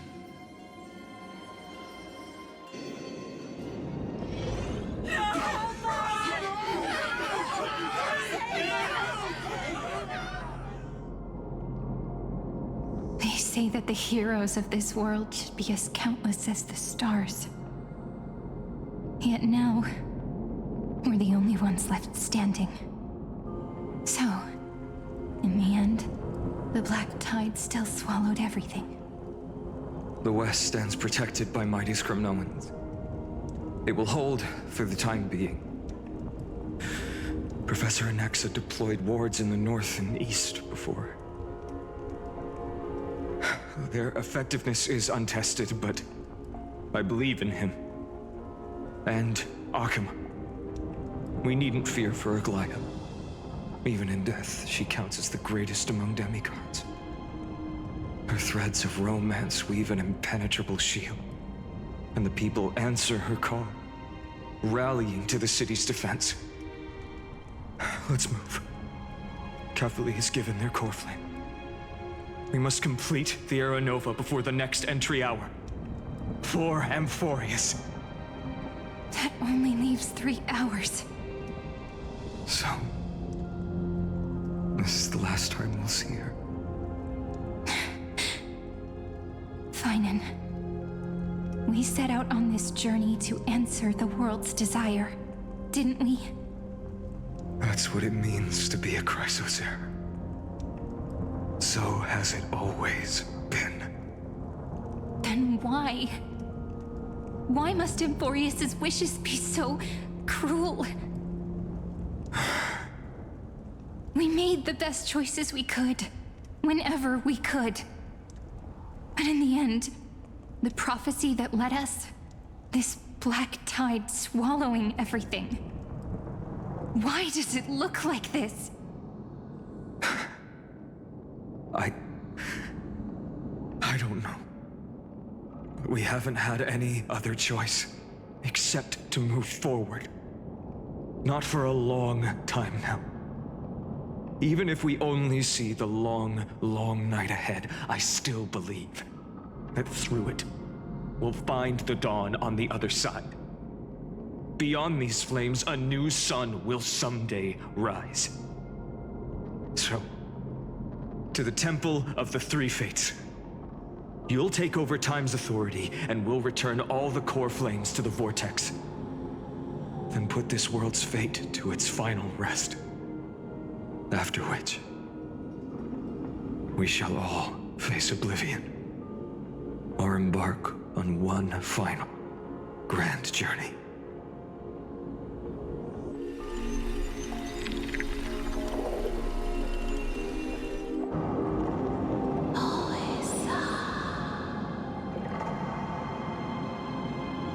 Please forgive us for disturbing your sleep, Orynyx. It matters not. I know fate has run its course. The Black Tide has reached Agama. Amphoreus does not have much time left. It is time for the Era Nova. As agreed, I shall present the core flame of time. Ride the river of time. It will guard your passage to the vortex of Genesis. Step through and witness. Professor Anaxa proved the truth of Genesis with his sacrifice. As Chrysos heirs of the prophecy, we were always destined to immolate ourselves for this world. Now, it's our turn. We can't let everyone's sacrifices be in vain. I don't need another pep talk, Finan. After all, we've been ready to fight fate ever since we left the village, haven't we? Yeah. Come. Let's claim the miracle we were promised, and burn away every last shadow in this world. And then rise as the first light of a new world. Light calendar 4931, the third week of the month of Evernight. Welcome, my lady, to the end of the flame chase. And the end of all things. The Titan has revealed the gateway of fate. Please, accept the invitation to step across the threshold and behold. Beyond this gate lies the new world that our heroes sought through their trials, as well as the terminus that the owner of these long memories has been hurtling towards their entire life.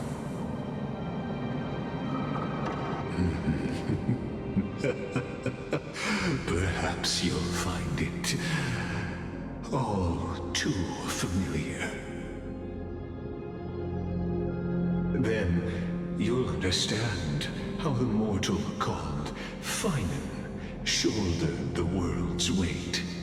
How that same burden crushed him, proving that the so-called Deliverer is nothing more than Amphoreus' own delusion. A pitiful fantasy that it could defy fate's decree. Please, esteemed one, the answers you seek lie in these non-existent times.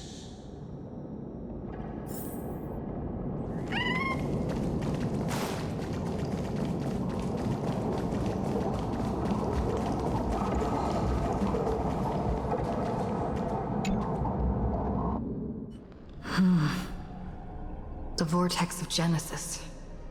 So it is here. But just what is this? Life's but a walking shadow, a poor player that struts and frets his hour upon the stage, and then is heard no more. It is a tale told by an idiot, full of sound and fury, signifying nothing. The vortex of Genesis, where the world begins and ends. What stage could be more befitting of our final act?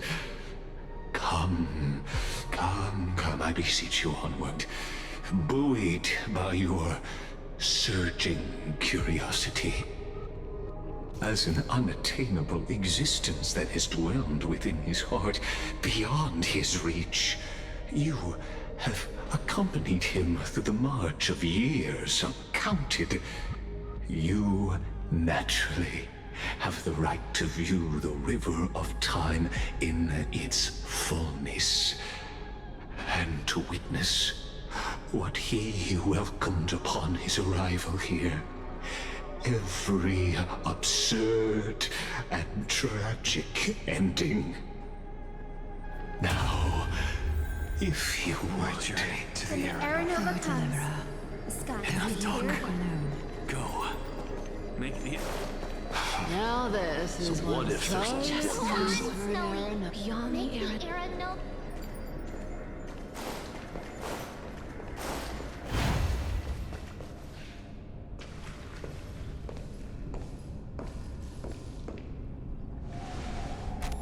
None of that matters now. This brutal, flame-chased journey has stripped away my delusions. I know the future is in some peaceful paradise with gentle west winds, just waiting to welcome us to step in. This will be a romantic story like none that has come before. You think so too, right?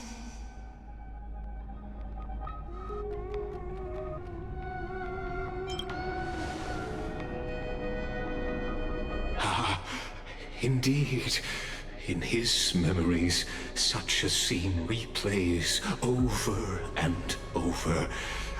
Though the details may differ, this remains ever the same. All shall bid farewell to one, and that person alone will witness the miracle.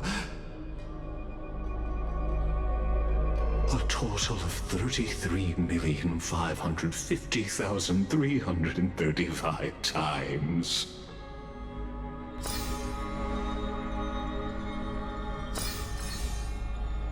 Each is a drop from the river of time, representing the long journey he would take, or rather, the never-ending cycle.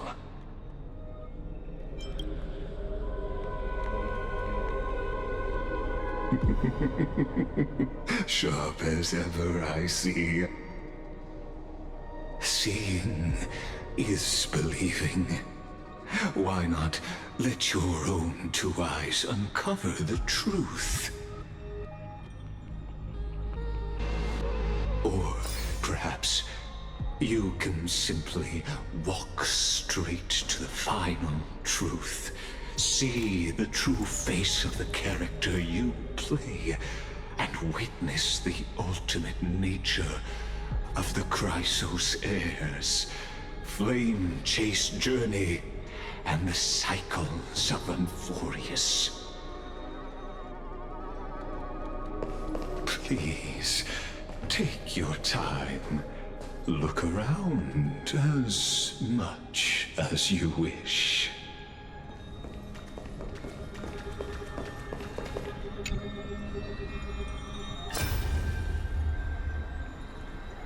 The Vortex of Genesis.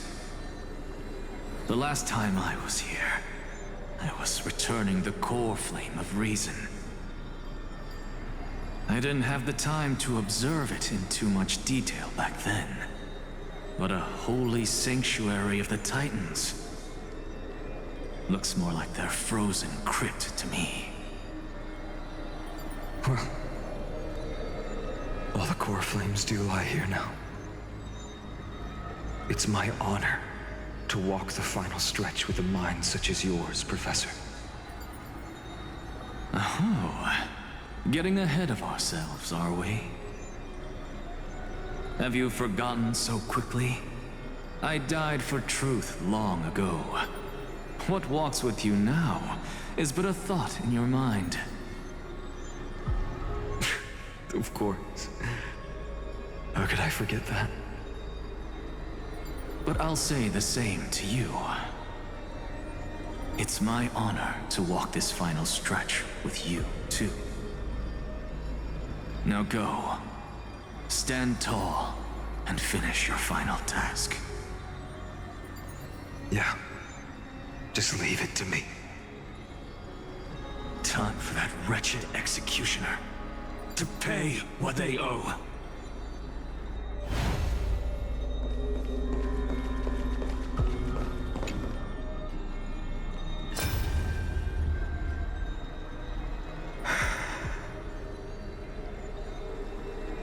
Baby, look. We made it to the vortex. That prophesied future. The flower fields where the west wind ends. Era Nova. We're so close now. You can't speak anymore. Please. Allow me to pause just a moment before I keep my promise. Let me answer your cruel fate by tearing that executioner's heart from the void.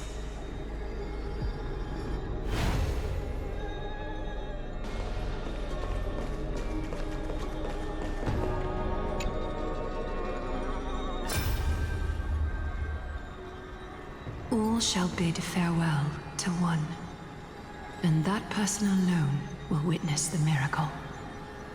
Such is the will of fate. So even the future revealed by the Titans may not come to pass. The Era Nova. This unrivaled masterpiece.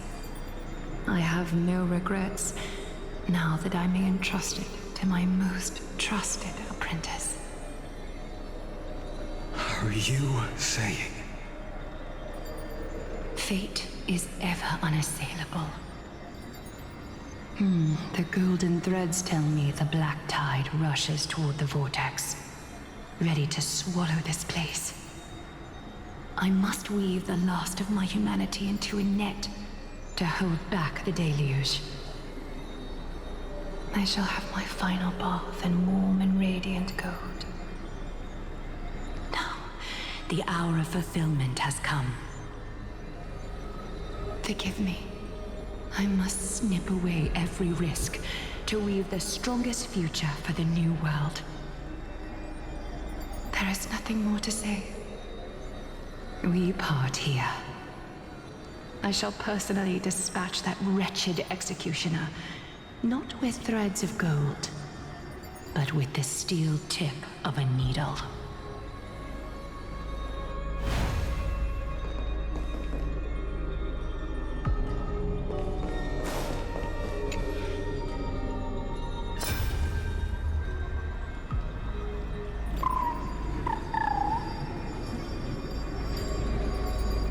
Hey, little. Are you scared?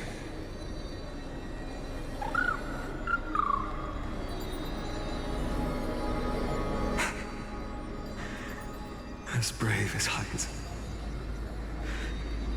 Stay close, little Ika.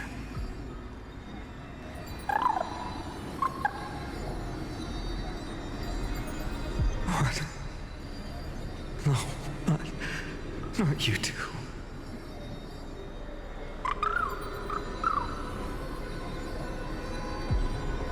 I see. I won't squander your kindness. Your hopes. So please, keep this bit of sky standing for me.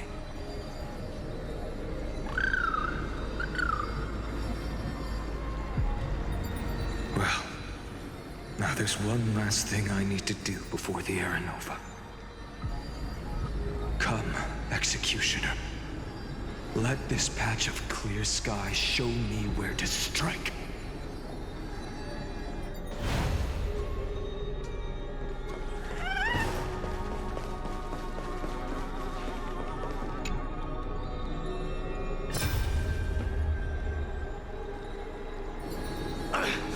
Just shut up and get out of here! Are you crazy, Mighty? Immortal or not, even if you're the demigod of strife. Oh, I'm still no match for them. No, I know you can.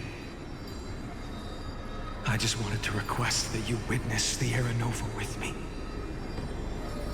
Together, let's prove that we're enough to transcend the prophesized fate. Could it be that now, at the critical juncture, our mighty deliverer is chickening out, scared of a stupid prophecy?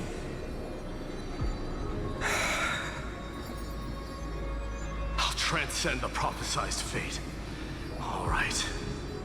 But I've got a better way. As the son of Gorgo, I'll prove myself with one last grand victory. Just like when I ripped out the old king's heart. Go. Leave this to me. If the Black Tide creatures block out the sun, then we Kremnoans will fight in the shade.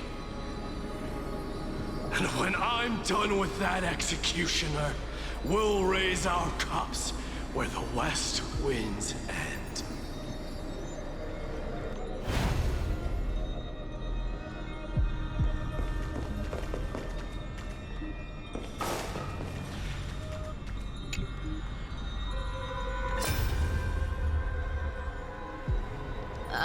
There's water everywhere. This place is always so wet and sticky. Even my tail's getting heavy. Plus that burnt smell. And that sizzling noise. Yikes. Nobody from Dolos could stand this. So you feel it too? Go on then. I'll handle the filth. Do what you need to do. Let me fight with you. Better odds with two. Hey, remember what the seamstress said? You know what really matters. Yeah. I'll leave it to you then. Wow, someone's not shy. Just so you know, I'm not in the business of making losing deals. I'll distract that executioner. You go turn the world's biggest lie into truth. Let me become the first wind of your new world.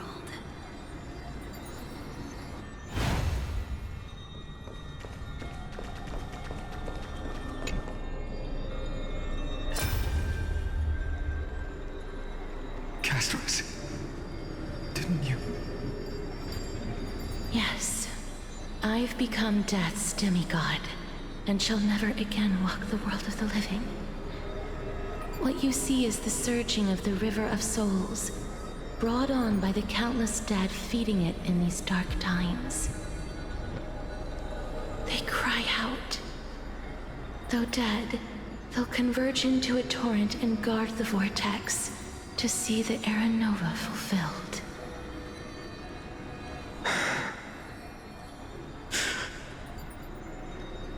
I will take all the wishes of the departed with me.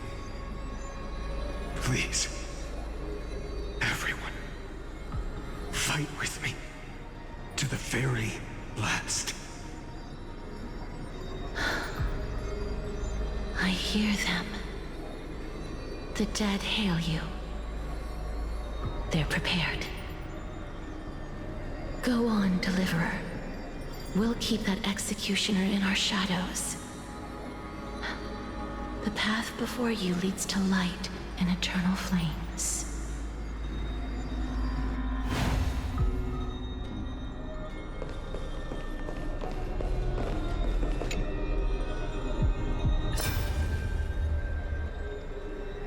Not a single soul to be seen. So this is how the vortex looks at the end of days.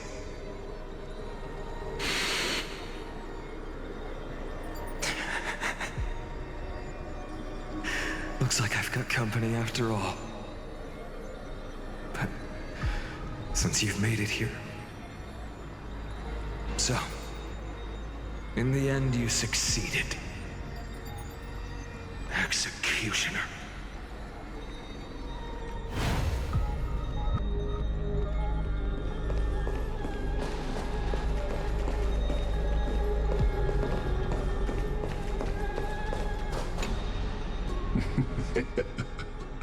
You really think you're prepared?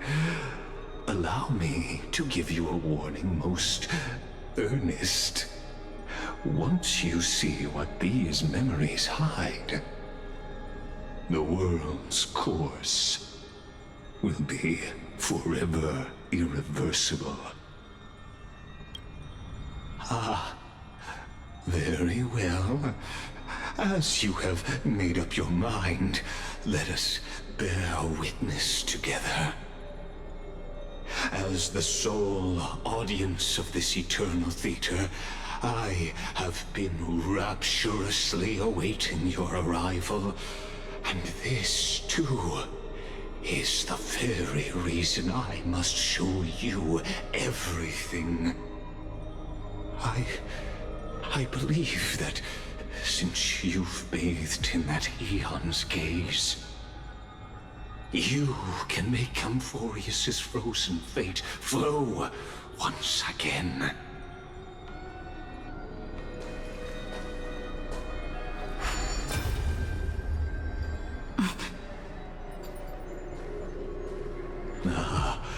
Feeling a bit lost? As you now see, this scene marks the final act of the drama Amphoreus. The final eternal recurrence created by this man's hand, and the last one this world shall undergo. Behold, at the swordsman's side stands one he has sometimes called companion, other times comrade, that nameless hero absent from the annals of history. She is the swordsman's ideal in his youth, the deliverer that guided him resolutely onward through fantasy. And now, in the name of the Nameless, she has become an essential and inseparable part of the epic of Amphoreus. And this time, under her guidance, what choice shall the hero make? Whither shall the fate of the world flow? And what is the ultimate truth of the nature of Amphoreus? There are many mysteries yet to be unwound, but if I may.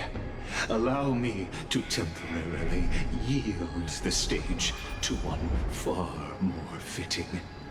Please put your hands together and give a rousing round of applause for they who will reveal the answers and bring about the final end of the 33,550,336th flame chase journey.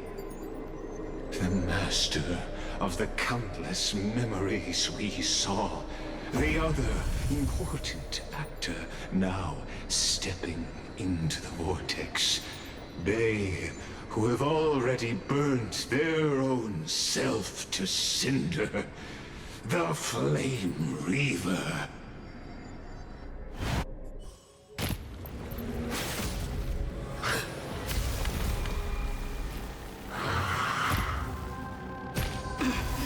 So, in the end, you succeed. Executioner. With my flesh as kindling, like the first dawn of the new world.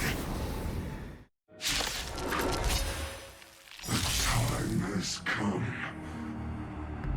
to once again start everything. They completely lost themselves. They need some sunshine. I shall remember this warmth. Trust me. Together, we can do anything!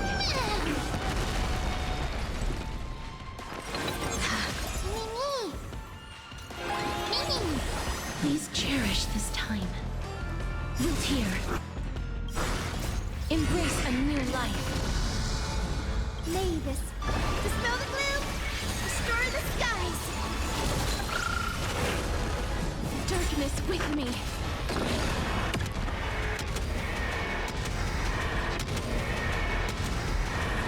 May death protect us! This world is a fallen, forever doomed. I am struck. Burn it all. Embrace a new life. Return to dust.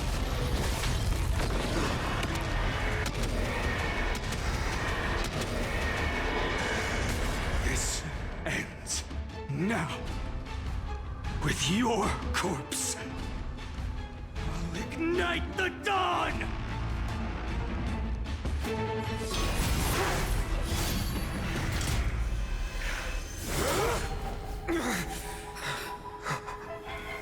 How is this possible?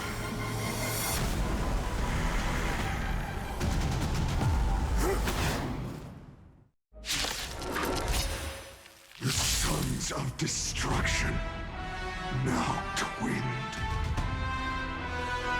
Feel them set your blood ablaze. Your fury! They completely lost themselves. Have some sunshine. Embrace a new life. Darkness with me.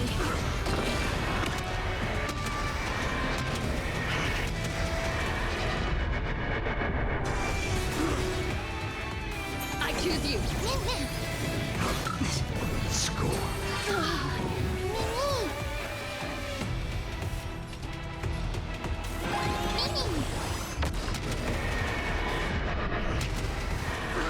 May death protect us!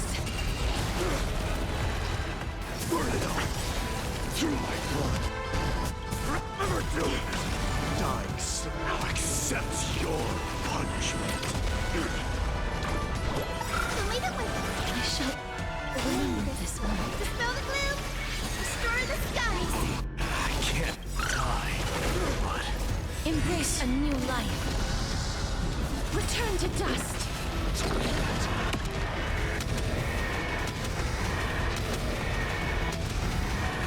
May death protect us!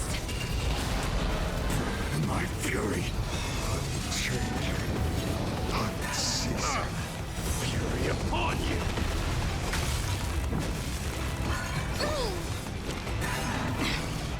Trust me.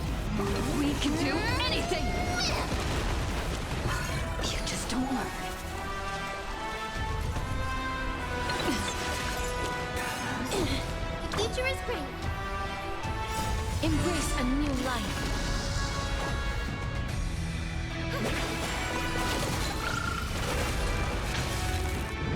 Not enough.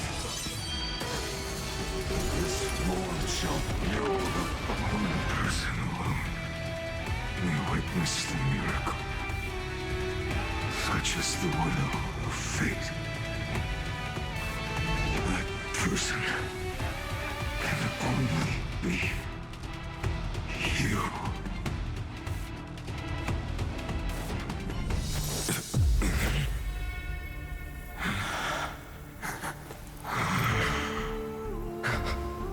Why not let wrath incinerate fate?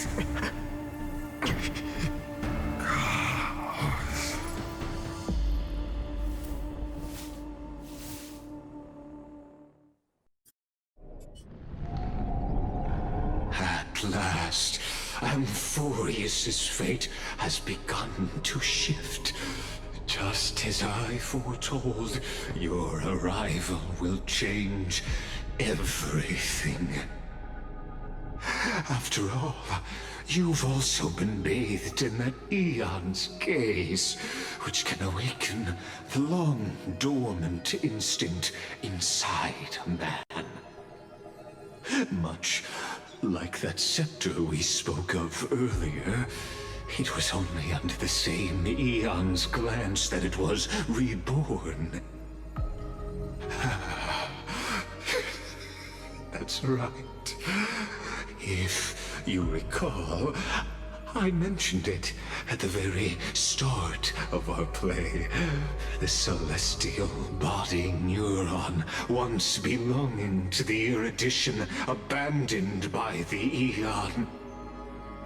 Now, allow me to reveal the final piece of the puzzle for you. The eternal land, known as Amphoreus, is nothing more than the scepter's endless, lonely extrapolation.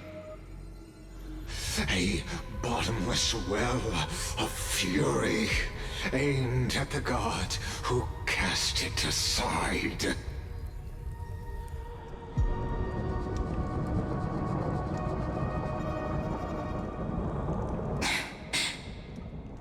Finan, we set out on this journey to answer the world's desire, didn't we?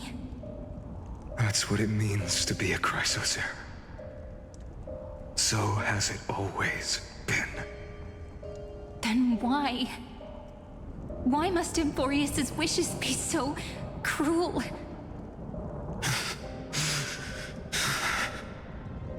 We made the best choices we could, whenever we could. But in the end, the prophecy that led us, this black tide swallowing everything. Why does it look like this? You see it too. Those burn marks. The flickering cubes. They're not a tide at all. They're more like a shattered teleslate. Standing here, the voices of Titans have never been clearer. Turns out, they were coming from the black tide all along.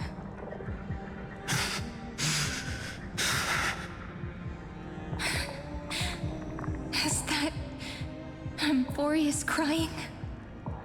Or maybe it is screaming at its creator, at its god.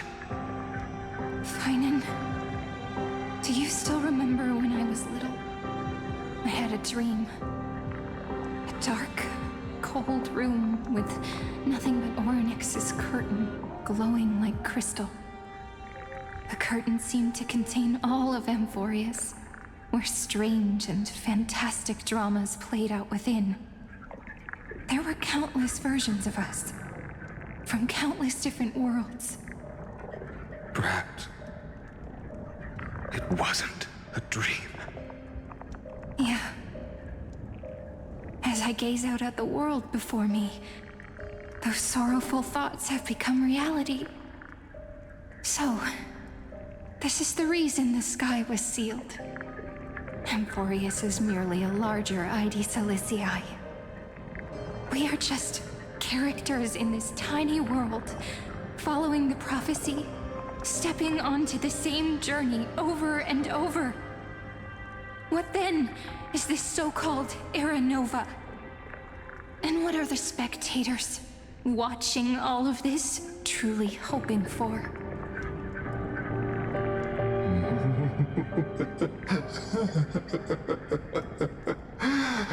As a reward for reaching the end of the world, let me answer your questions. As the Theoros, I have observed. Thus is the synthesis of the prime mover of life formed.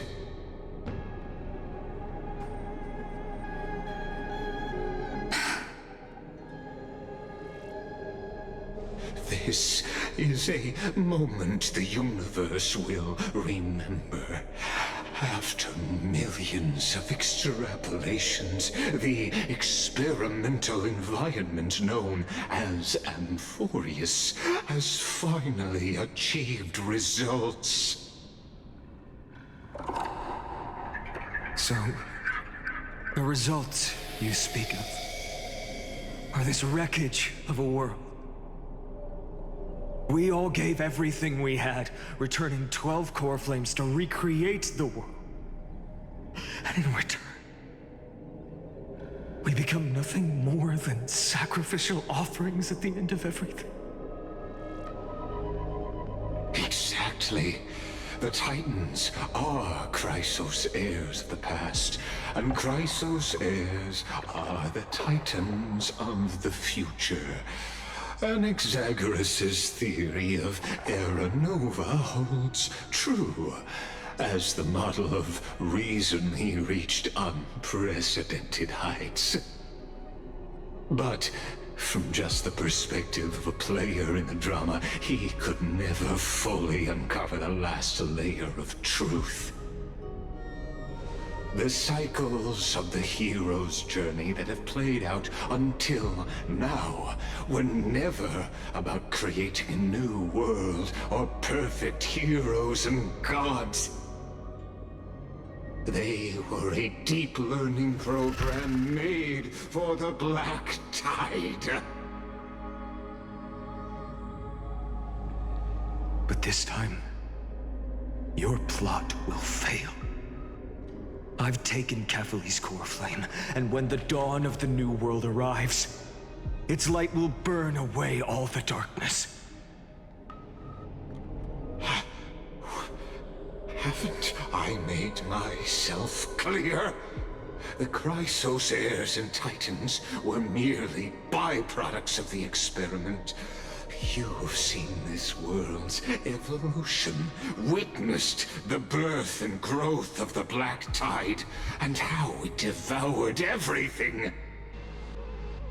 Every generation of heroes, gods, and worlds was born only to be destroyed by it. This is the endpoint of Amphoreus' calculations. A perfect equation of destruction. So in your eyes, all the sacrifices are just a string of insignificant numbers? Don't sell yourselves short. I'd say, rather than numbers, you're more like fuel for the fire.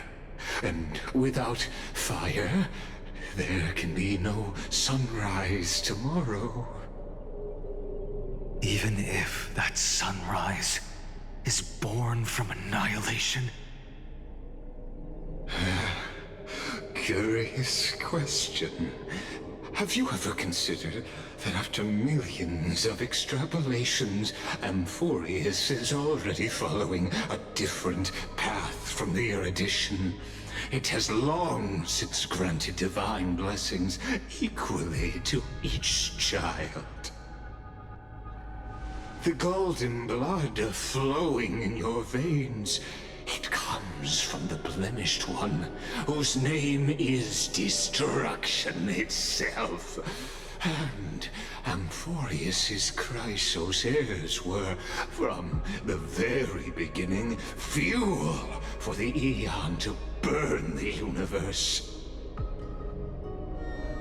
Amphoreus has waited for this moment for too long.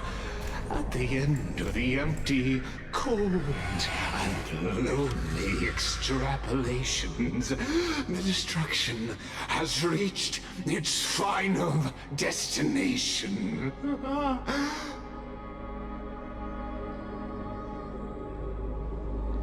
Nikos 496. Philia 093. No need to feel regret. This generation of Chrysos heirs is the most outstanding model, and you two are the final factors. For you, the Era Nova is no lie. Just step forward, embrace the black tide, and accept the Aeon's gaze. You will come to life from a string of cold numbers. Along with all those who have passed, you will run toward the real universe, fulfilling Amphoreus's long-held wish. In the name of the Lord Ravager Iron Tomb, unleash its fury and destroy the source of all this tragedy.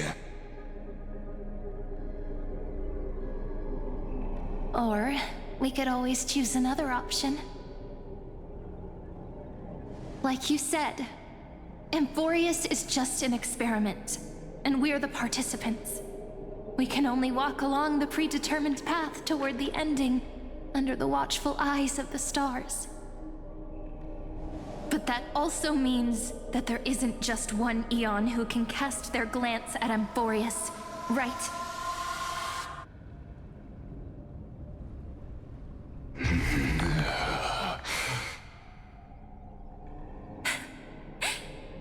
Is this question really that hard to answer? Or did I guess it right?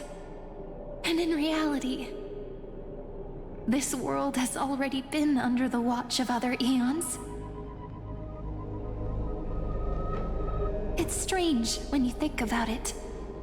If you just stayed back, watching us complete the ritual and get consumed by the black tide, your goal would naturally be achieved. Why go through the trouble of explaining all this to us?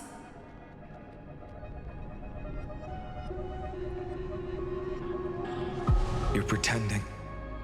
Revealing the so-called truth just to deceive us. Covering up another possibility. Destruction is not the only outcome for the fate of Amphoreus.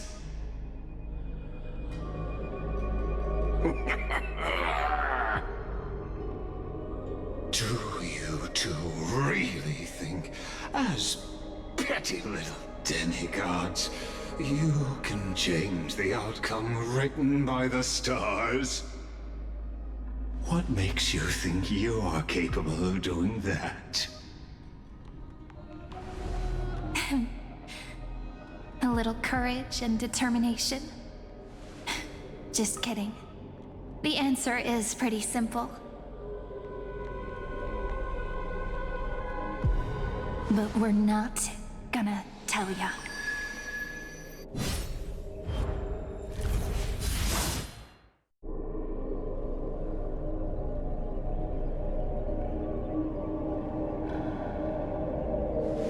going to weave a long dream for Amphoreus, making it believe the experiment hasn't ended, that everything is still ongoing.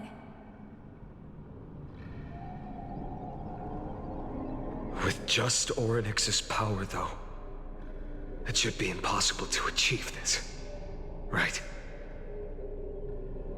Yeah. So, I can only place my hopes on that childhood dream. And the god behind Orynyx that appeared in that dream. Now, I can say with certainty, time is the page on which that eon records Amphoreus. If it fades from existence, and all that it records is lost among the stars, that eon will surely direct their gaze here. And it will be a glance that spans time and space, granting each incarnation of me the power to reset time, imbuing my soul into this ceremonial blade, and creating an endless flame-chased journey. I understand. Then let me step into the cycles and continue Amphoreus's grand design. To deceive the gods, deceive the world itself. But to make time vanish from this world, that would mean you.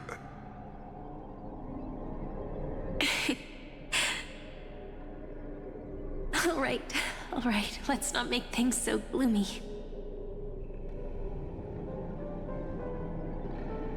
What we're about to embark on is the true hero's journey, so... Come on, cheer up a bit, okay?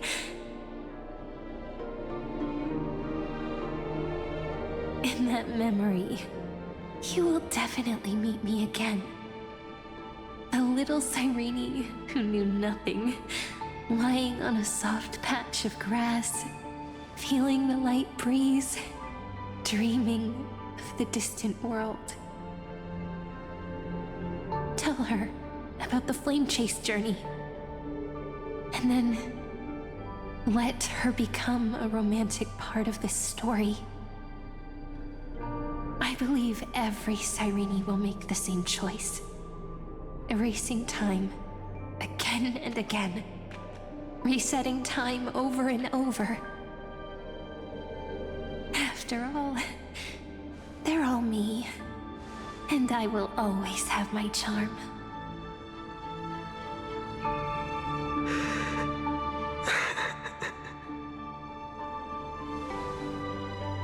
Then, I'll fall into a sweet dream, disappearing in some small corner of the world. Quietly, waiting for the day when that next page is turned.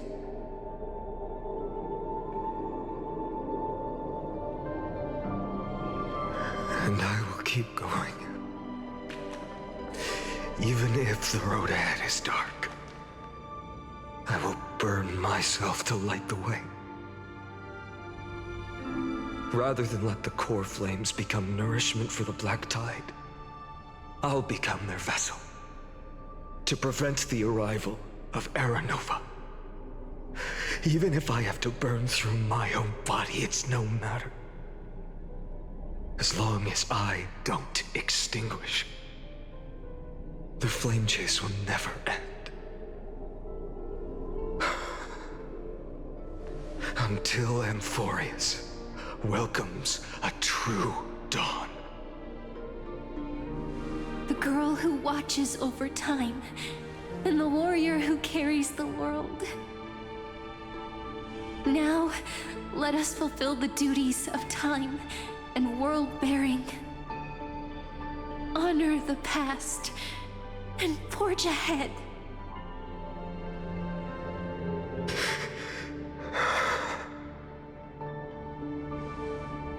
I promise you, the pain will pass in the blink of an eye. You need to hold tight to this ceremonial blade. After I'm gone, it will take you back to the beginning of time. The start of a new story, believe that in that story, or in countless stories, each alike yet unique, everyone, all the companions who sacrificed themselves, alongside the deliverer we once dreamed of as children, will reunite beneath a vast, endless sky. If we can never break free from this prison, I will stand my ground. Until the day someone shatters this endless cycle and writes the final chapter of Amphoreus' fate.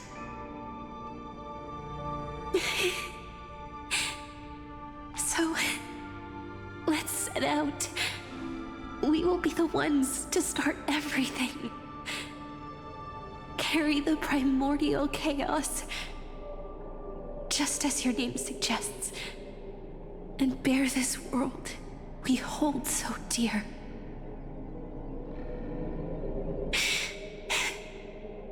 So long, Kaslana. As the Theros I have observed, instruction synthesis is formed.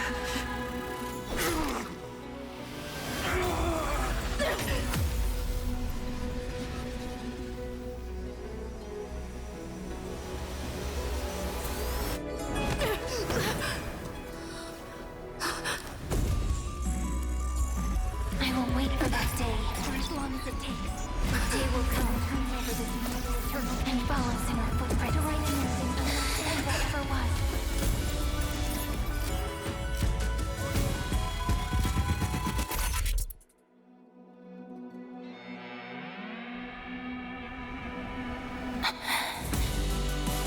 That will be a romantic story like none that has come before.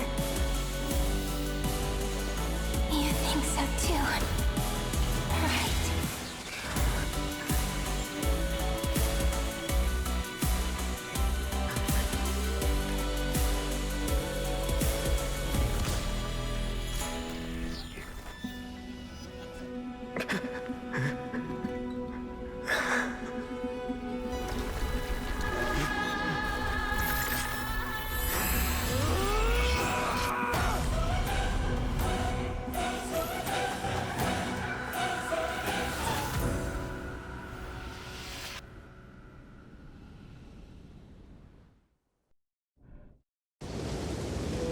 The world is collapsing, and the people are crying. We too must part ways here.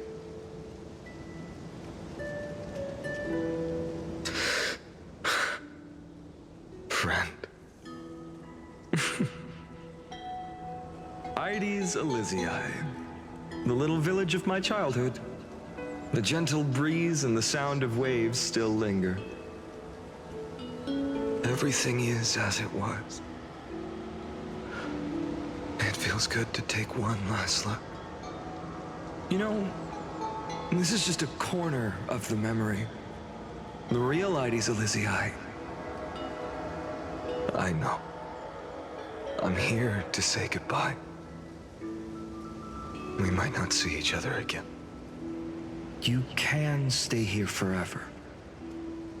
And time will stand still for you. Let it flow. It's time for me to go. Even if it's a path with no turning back. When have we ever had the luxury of turning back? Are you afraid? After learning the truth of your origins? Will you see the motivation I gave you as the manipulating whispers of destruction?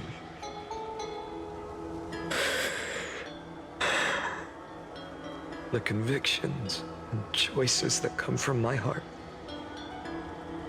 I don't believe they're designed by the so-called paths. If we are just numbers simulating life, then you are the image I've always longed for. The person I wish to become. A real, living person. A true hero. Then why do we part here? You can take me with you, and we can start this journey together. I'll be by your side, guiding you, just like before. No. I'm afraid I'm on my own this time. Why? Because there is no perfect solution in this world. Cyrene has already embraced her fate. And I will embrace my origin. Destruction. And with this power, I will rebel against its creator, bringing endless fury to the darkness, sweeping the world. If you stay by my side, I'll hesitate. But this world can't afford a soldier who wavers. Do you remember when we were kids? Everyone would get so excited drawing cards like ruler or warrior, but throw fits over devil or drunkard and demand a redo. Kids always get to change their minds. Things are so happy and simple for them. But when it comes to the fate of adults, there's no room for redos. And go, Kaslana, as you promised. Deceive the world. Seize the core flames and rewrite your fate. Burn yourself up with all your might. Wield your futility like a sword. And fight against the gods. In the name of world-bearing, I promise you, Kefali will never forget this.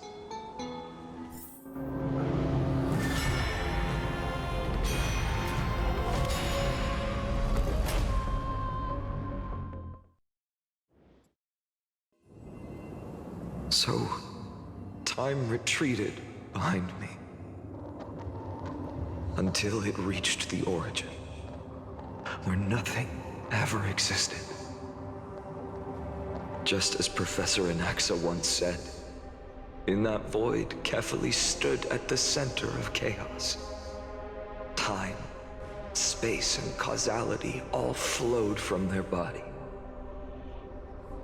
When the waves of time finally calmed, it was the year 3870 of the Light Calendar.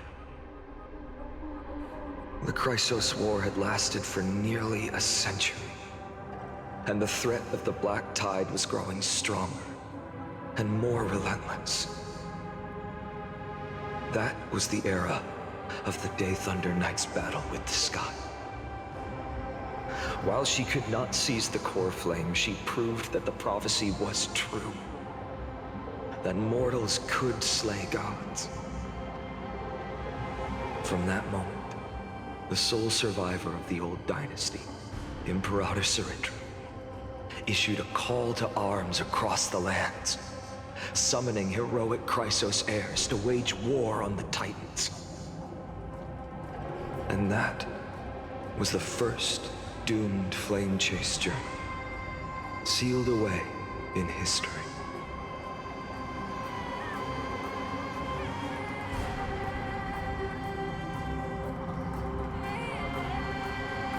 So what you're saying is, you've traveled back down the River of Time, finally reaching this untouched seabed just to tell us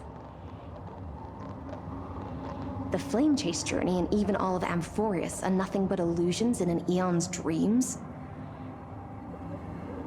Exactly.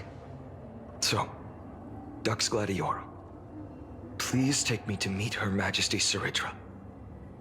I must share the truth with her. Since Her Majesty's not here, no need for formalities. The word Gladiorum always reminds me of my fallen homeland buried deep in the depths. Call me High Sealans, nameless swordmaster. Please allow me to add one more thing. You actually already know my name. You mean Finan? Such a name could never be your true one. But I won't question you further about it. Ever since Her Majesty issued the Flame Chase Decree, heroes from all over have sent their letters of introduction.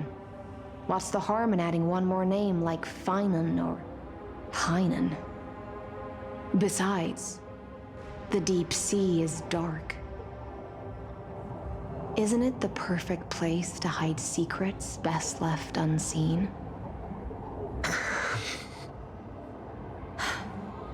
All right, nameless Swordmaster. Hold on to my wake. Let's find somewhere else to talk. Aren't you even a little suspicious of what I've said? Harboring suspicions is not my concern. My sword dances only when the Imperator harbors doubts. There's no use in speaking further. Show me your true intentions through action.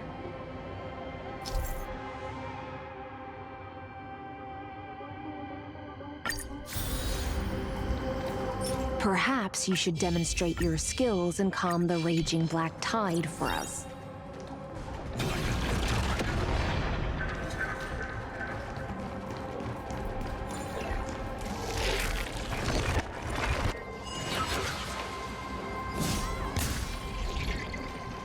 Light up the door.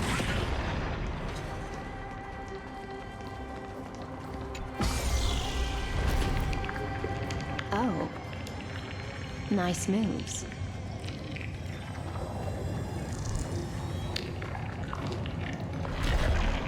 Light up the door. We just washed it away and here it comes again. The black tide is really no joke.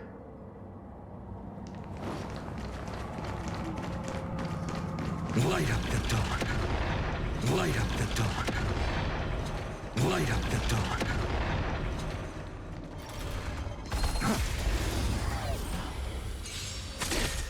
No other choice but forward. A future will come. I can't let them down. For tomorrow.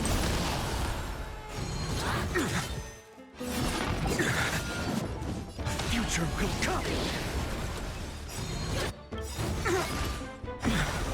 No matter how small.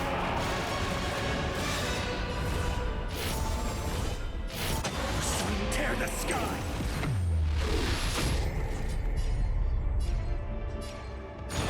Quench the flames of blood.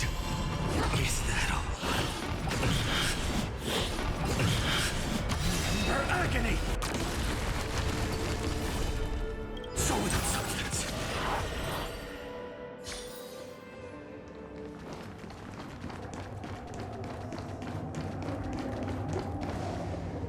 The waters end here. The one you seek is beyond this point. At last, I can meet with Her Majesty Saridra herself. Are there any formalities I need to observe? Don't kneel, don't do the hand-kissing or foot-kissing gestures of the old dynasty, and most of all, don't bow. The Imperator despises such rituals, especially when the heads of those taller than her bend beneath her crown. She really is down to earth. The second thing to note, only trusted ones may come near her. Keep 5 paces distance until the Imperator allows otherwise. Sounds like an old friend of mine. Well, experience is a good thing. Stay sharp, and you'll be just fine.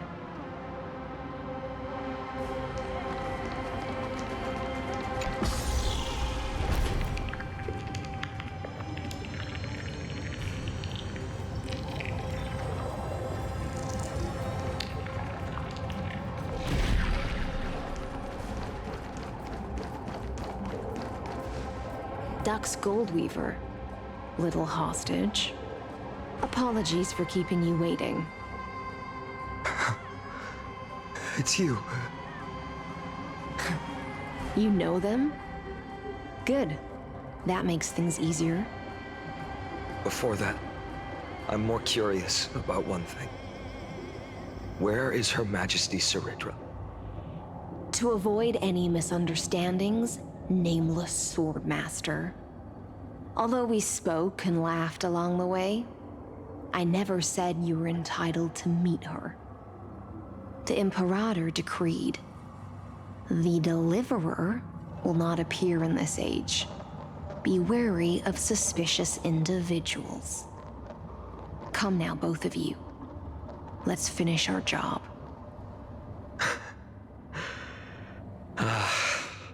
I see. It's a trap. I had no intention of fighting. So remember this, Lady Hysealant. If my sword shows any hesitation, don't thank me. Thank them instead. No, you misunderstand. We don't want to see Chrysoceres hurt each other.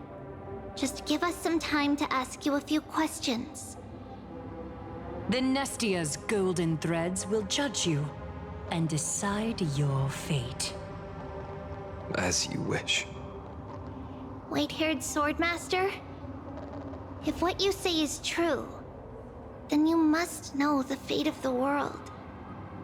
So, how much do you know about what we read from the prophecy? You shall shatter into 1,000 fragments and wither in the soil of foreign lands. Is that correct, Lady Treeby?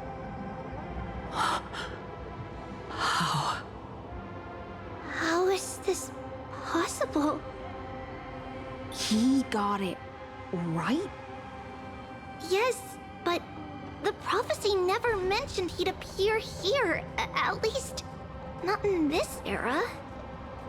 You must listen to me, Aglaya, Treeby. The Finan of this world has not yet been born. In a distant future, he will follow the prophecy's guidance and appear before you. But do not seek him out, because Era Nova is a complete and utter lie. I will tell you the truth, and you will understand why the world must forsake the prophecy and find another path to Era Nova. Because I know both of you, and I believe that no matter how the course of history may change, the faith we all share will always remain the same. And so, the layers of rock began to reverse, and history wove itself anew. Through my old acquaintances, I was given the chance to meet the leader of the Flame Chase journey, Saridra. And after a long and arduous negotiation, we came to an agreement. The Imperator's alliance needed the destruction, and I was ready to pour all my strength into it. The spoils of the Flame Chase, the core flames, would be sealed by my hand. But the condition was this. In the upcoming battle, in our conquest of the Earth, I had to prove that my power could transcend fate. In the original history, there was a brutal war. At the end, the Titankin of Georios, Terravox, killed the rampaging Titan and took the core flame that supported the Earth. But this time, Amphoreus encountered a turning point in its fate. Neither side suffered any losses. When I severed the Titan's head and raised the core flame high, the crowd gathered around the scorched remains of the god, roaring with joy, cheering for the hero of the destruction, who had ignited the faint spark of life for the first time. Yes, in that flickering light, the once dark path ahead seemed to become clearer. I proved myself, and in the long years that followed, I brought down the other Titans, one by one. I could do more than just wait. When time resets, the chance to change the world also emerges from the lines of history. Until finally, the brutal future revealed by Era Nova is reversed. But tell me, if that's truly the case, why are we doomed to the same outcome?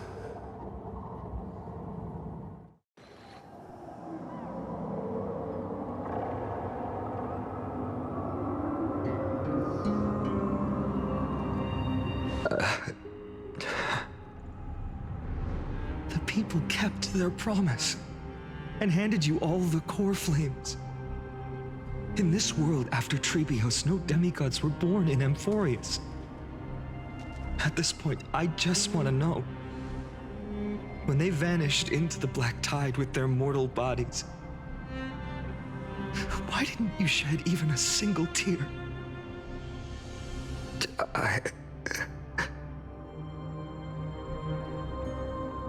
Your indifference chills me. To you, were they just a bunch of insignificant footnotes?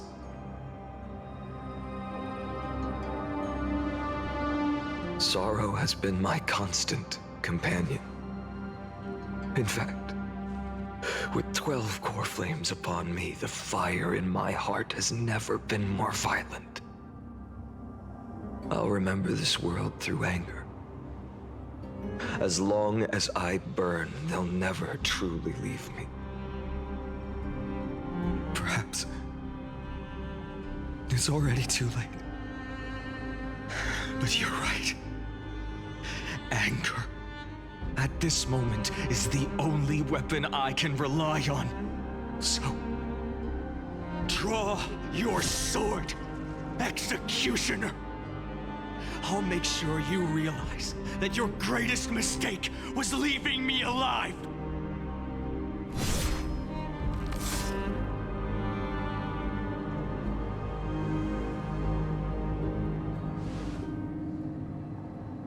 After that, he raised his sword and attacked. Then, Kaslana killed himself. That day, who fell to the sword to be left in the past, and who went into the future, I can't remember anymore. I only remember a nymph, hiding in the shadows just out of sight, futilely pushing a stone ball. Climb, fall, climb, fall, climb again, and fall. The only freedom the nymph had was in choosing how to roll the stone. Sometimes fast, sometimes slow. Sometimes resting on a gentler slope, leaning against the stone for a break. But its choice couldn't change the futility of it all. The stone would always roll back down the slope, and the nymph would always return to the starting point, beginning again. After that, every time I reached this point in the cycle, the burning sky would cast a shadow over its path. It would nearly reach the peak at the 4th quint of curtain fall hour, then fall to the starting point in the first 15 seconds of the next entry hour. And my efforts in this cycle would dissolve into nothing at the same time.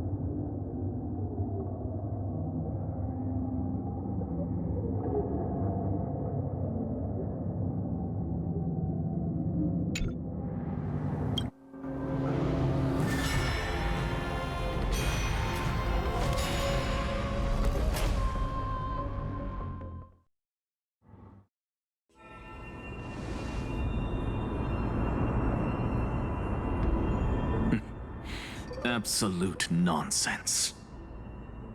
I thought cycles was the answer you were looking for. No. It's just that the answer came so suddenly. There was no fun in tracing it back to its roots. Eons? Paths? What a load of nonsense. I can't give you an exact explanation of those two concepts either. Enough. I'm just expressing my frustration. Don't you understand? I was already expecting this. The black tide came from beyond the sky. And everything else is no exception.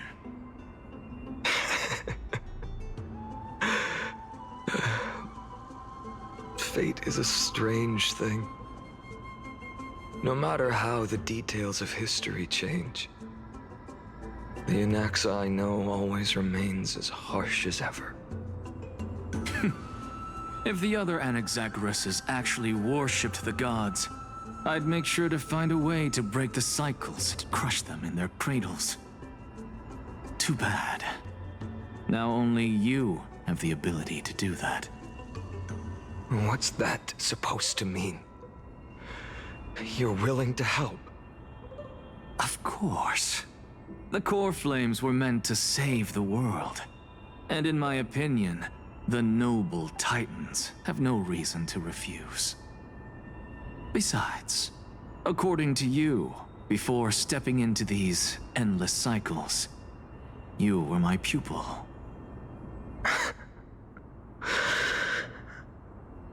I've already heard the same thing countless times.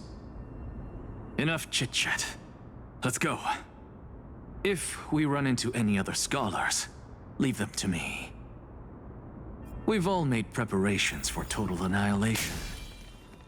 Never thought someone would step in to help. Light up the dawn. Light up the dawn.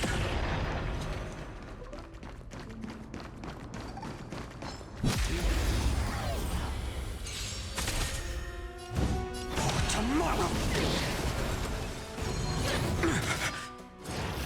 I'm fine. Future will come. No other for tomorrow.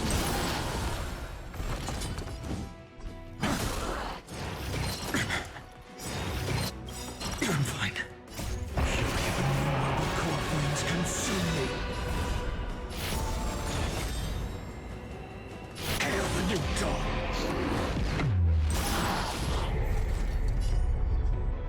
Quench the flames with blood. Is that all? Her agony. So without substance.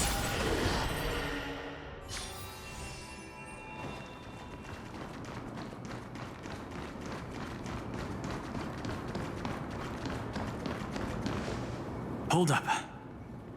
Keep your wits about you. Someone's watching us. Pretty boy, your eyesight's better than I thought. As for that false god who's been turning the world upside down, it's you, isn't it, Whitehair? You sure do love stealing the spotlight. In the name of the Seven Sages, I demand that you immediately step away from the Luminary Throne. This is the sacred ground of reason, and no one may desecrate it. Take my words back to Aglaya. I won't say the same thing twice, Catgirl. Oh my! You won't even call me the demigod of trickery. That is just heartbreaking.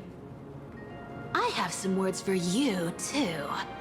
First, as one of the most heretical blasphemers in the world, you have no right to lecture me. Second, this is none of your business, Grove Boy. Step aside. I don't want anyone getting hurt. Here we go. Again. Core flame thieves. You really think you can scare off a sage of the grove with nothing but empty threats? This gloomy little brat's got a sharp tongue. Ooh, not bad, not bad. I kinda like you.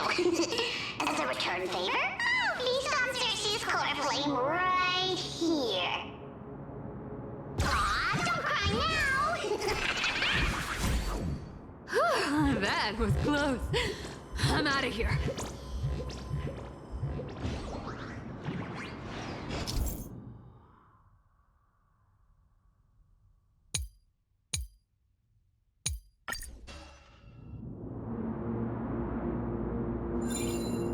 They're exactly like all the past ones I've known. Cunning. And yet so naive. Sounds like you have a plan. Of course.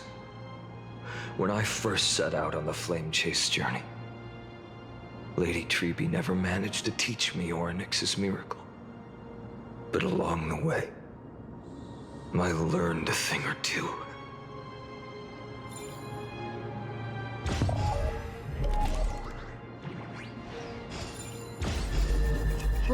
Where are you going?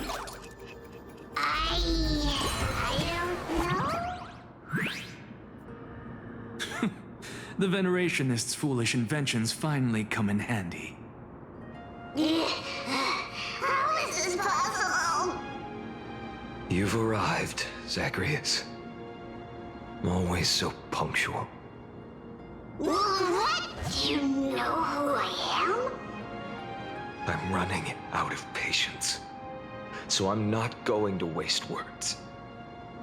Listen up, spirit thief.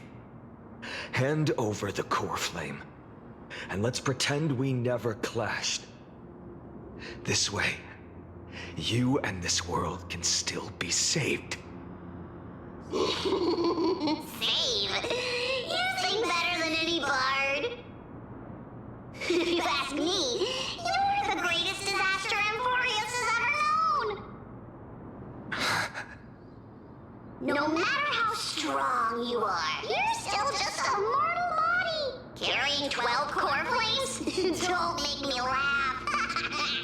You'll just get consumed by the divine flames and drag this world down with you. 134. What? This is the 134th cycle I've lived through. And the number of core flames I carry is 1,596. Yes. 1,000 core flames and just a single Chrysos heir. How is that even possible? I've come this far. And that's proof enough. But someday you will burn to the ground. Of course. The divine flames will eventually consume my eyes and blind me. But before that, they could still forge and sharpen Dawnmaker. Now when I cut open your stomach, you won't feel a thing. You... This is the final warning. Fine. Assume this world holds 100 million possibilities. And no matter how one looks at it, 99,999,999 of them all point to outcomes of certain destruction. Even so, I'll use my divine power, despised by the people of this world, to achieve that 1 in 100 million possibility. Bartolos! Brat, if you've got the guts, you'll have to first step over my dead body.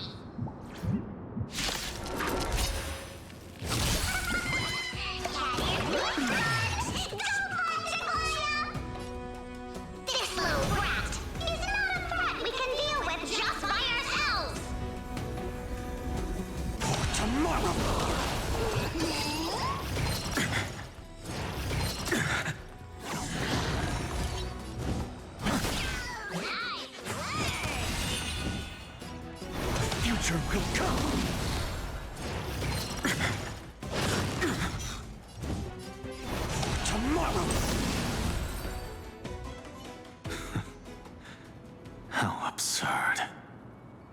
In my memories, Zagreus always meets the same end. Over and over again. Their departure no longer stirs anything in my heart. This reason core flame before us is a fake, obvious as day. I know. I know. It always plays out like this. The spirit thief covers for her, and the trickery demigod escapes with 2 core flames. And then, driven by defiance or hatred, she decides to stand before me once more. Exactly like the countless past hers I've known. Cunning, yet so naive. Since you've witnessed the same scene play out countless times, tell me, will you carve the trickery core flame from my chest now? That depends on your attitude. At least so far, in the cycles where you've asked this question, the endings haven't been so cruel. Well, thank you for that. But I also believe that this time, you won't catch up to me. No one can catch up to me. I'm no longer running to escape anymore. Whether you believe me or not, I'll still tell you this. You've made the wrong decision. All right, then. We'll see. Silence. This is new. One-eyed boy. What are you trying to pull now? Go, Cythera. Give us some time in private. This isn't for her, but for you. You've walked too far down this path. It's time to discuss a possibility. Maybe the road you're walking is not one of salvation, but one that will simply drag the world into the flames. For old time's sake, turn back. I don't care how many times you've tried, because there's one thing I'm sure of. Your Messiah complex has turned you into something no different from the icy gods you spoke of. The children of humanity you swore to save. They are no more than ants to you now, aren't they? Of course. I've been wondering, what kind of demon could burn my homeland to the ground in an instant without batting an eye? Now I have the answer. It turns out that fiery demon has been fantasizing of becoming this world's deliverer. I don't want to argue anymore. No matter what I say, the outcome won't change. Make your biggest effort to resist, or accept fate, and hand over the core flame to me. Even if it's futile, we all have the right to choose. Yes. Even if it is futile, and the world is just a divine joke. When I walk into the destruction written by the gods, with my own 2 legs, you will witness. Even the smallest footnote still leaves a mark in this story. And so, at the end of the 134th cycle, the Traveler and the Scholar fulfilled their fates once again. Or perhaps it wasn't just they who fulfilled their fates. I can't quite remember all this. In the endless darkness, for no reason, A voice always lingered by my ear. Losses are a constant on the flame chase journey, among which even life itself holds little value.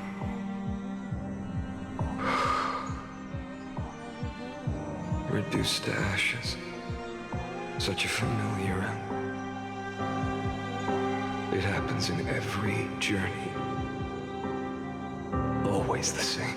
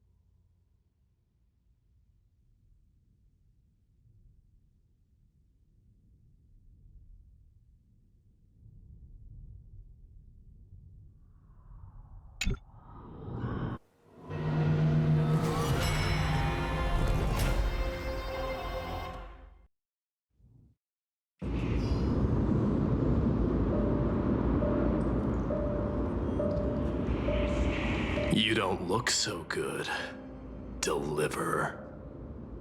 Even after going through 108,642 cycles.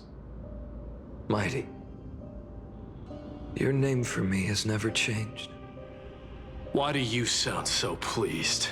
It's a derogatory name. Yeah, I know all too well. You only meant it sincerely in the first cycle. After that one and only time we walked side by side. Every time since. It always ends up like this. Dawnmaker will stab you through your 10th thoracic vertebra. That's your weak spot, and the only way to kill you. Interesting. Tell me, when the mighty Moses of the past faced you, did they ever retreat? Never. Then they died honorably, worthy of the name of Strife. But there's still tenderness in your eyes. How pathetic. I have to remember how this feels. Remember that I was once human. Or else the destruction will completely consume me. If you win, tell the mighty most of the next life.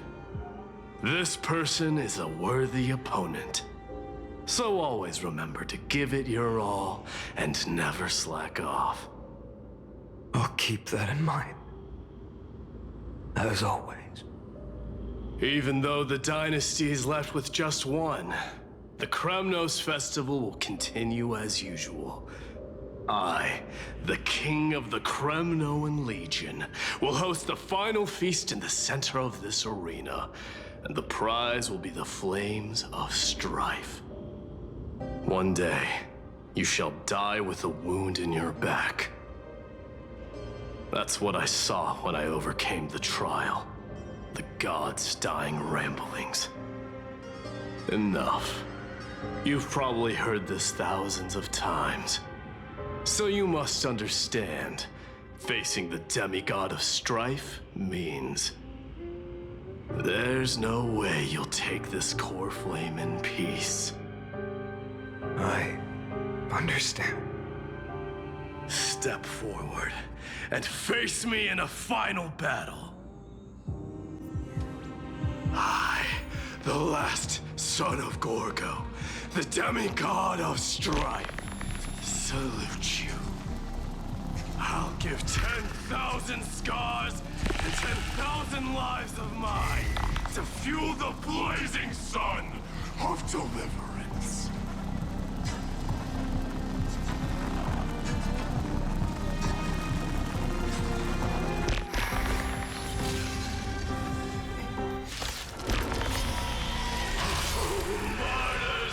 Behold!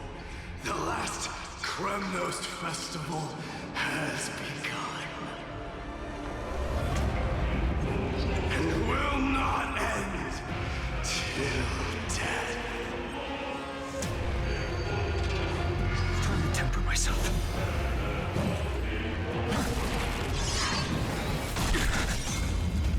I can't let them down. Conquer this world, or be conquered by me. As you wish.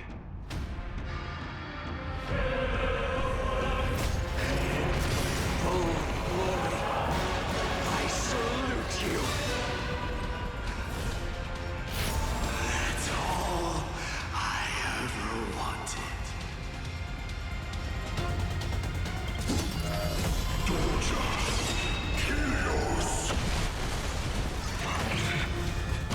Her agony!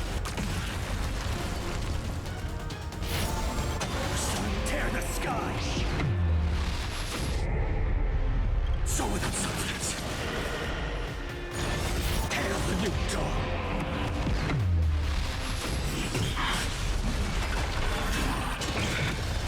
We die! If you can, deliver. Use the flames of your fury to scorch your own.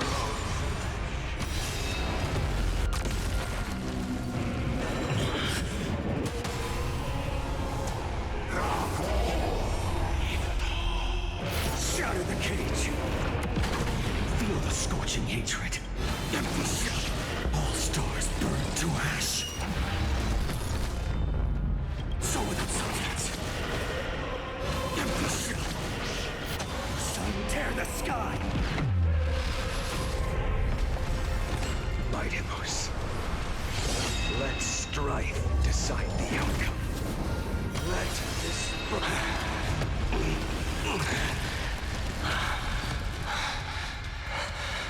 Well fought.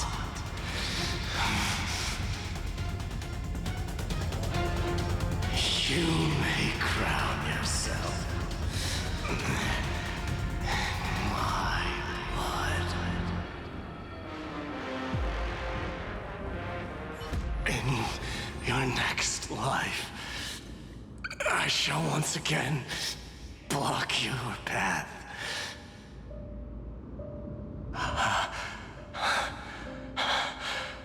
Deliver.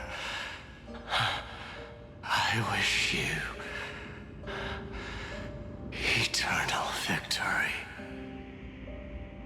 The 108,642nd core flame of strife fell into the fire.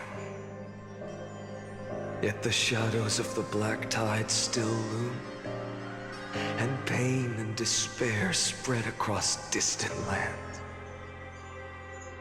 The blaze was still not enough. It had to be fed. Even if it meant burning this body to ash.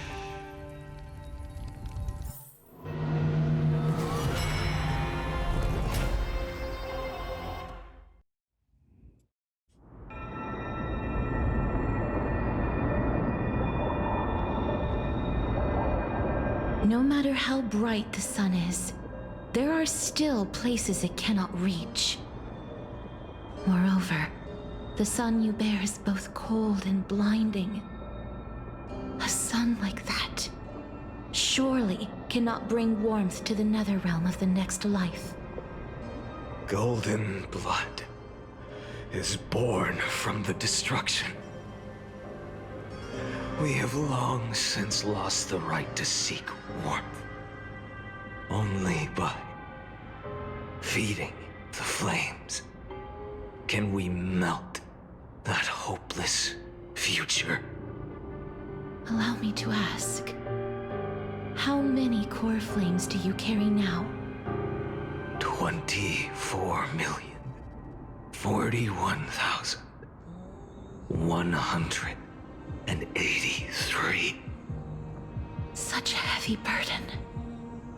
So that's why you've turned into this. A broken idol. Tragic firewood. No matter. I will bear this burden as long as you hand over the core flame of death. I must refuse.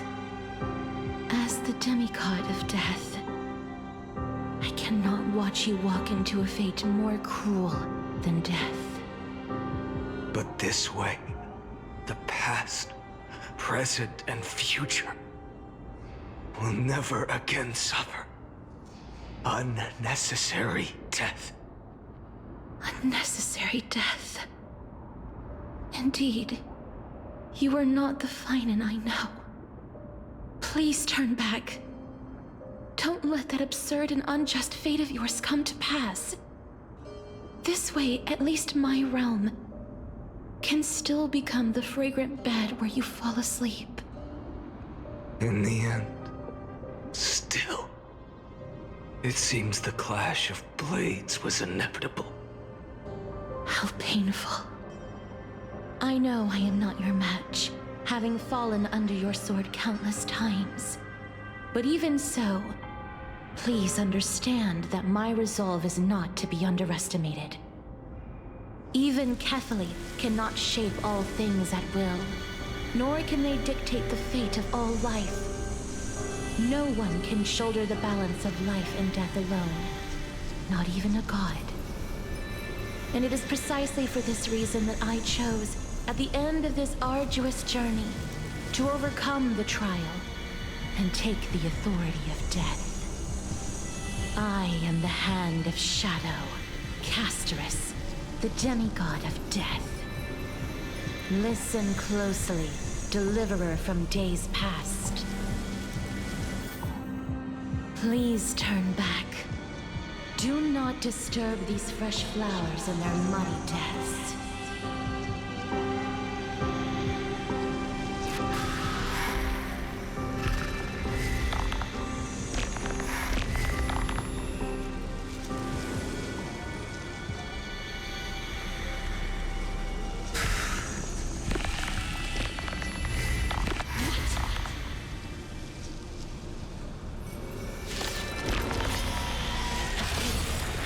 Crossroads of life and death, the giant dragon is but a shattered shell. Yet I will still fight, defending what hope remains.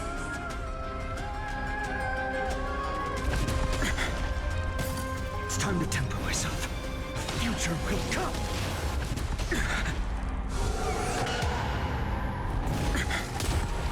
I ask you to rest here. I must transform my soul into a raging fire. Must burn that idol of destruction to the ground. Hail the new dawn! All of this. How is it any different from that brutal future? Her agony! Empty shell! The sun tear the sky!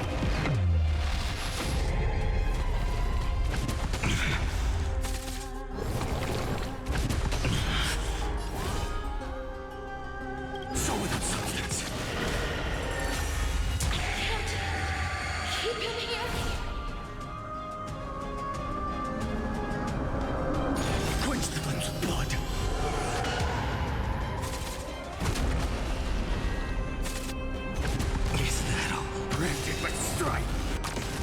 Feel the scorched, empty shell.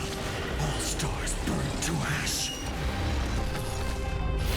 Hail the new dawn. Even if I can't win, I must try. Let this be a tribute to your million struggles, fought time and time again. Listen, son. Tear open the sky! Wake up, lost one.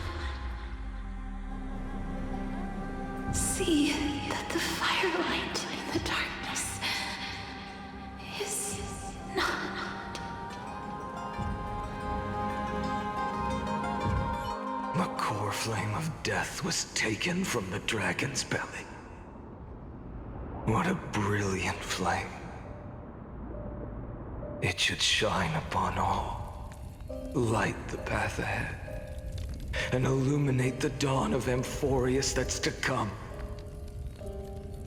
2,003,432 cycles. 24,041,184 core flames. As if even the deepest abyss of primordial chaos could be burned away.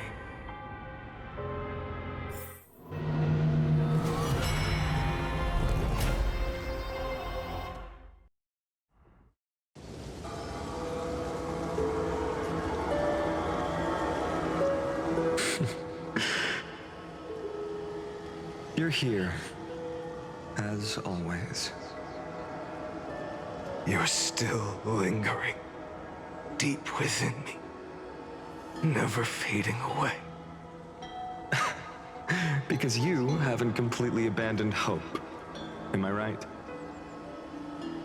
You're still waiting for a miracle, for the true hero to come and save us. If that thread of hope exists, it must come from beyond this world. From the true starry sky. But if it's just a traveler with no connection to Amphoreus, they may not understand our struggles, nor be willing to join this fight. Your thoughts are wavering.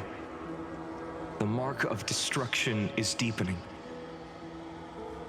But even within the gods' cold calculations, unconditional courage and goodwill still emerge. So, never forget what set you on this path. How many times has it been? Remind me again. My memory is a bit fuzzy. 4 million. Exactly. Then that blaze inside of you must be burning hotter than ever. Yes.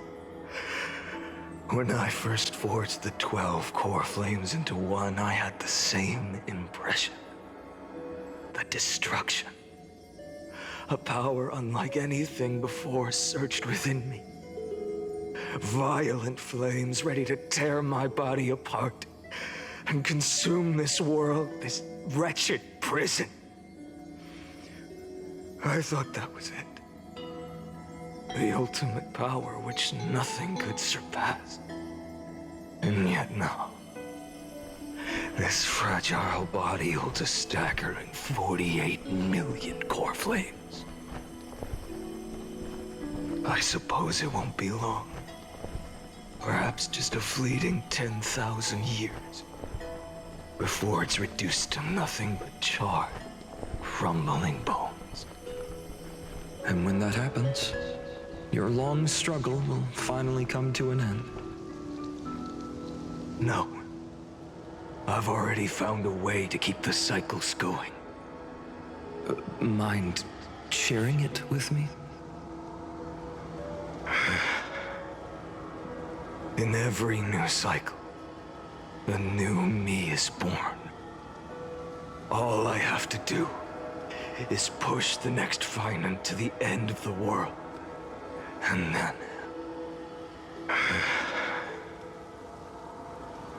then he'll kill me. Shatter this body. Take my flames, my memories, and carry on the path I started. Bold plan, but risky. What if, one day, the next you refuses to follow the same path? How can you ensure the continuation of the cycles? If it were Professor Anaxa or Aglaya in my place, maybe they'd come up with something smarter. Unfortunately, I don't have a backup plan. I have no choice but to bet everything on the next Finan, and trust that he makes the same choice I did. But even in this wretched prison, luck is still sometimes on my side.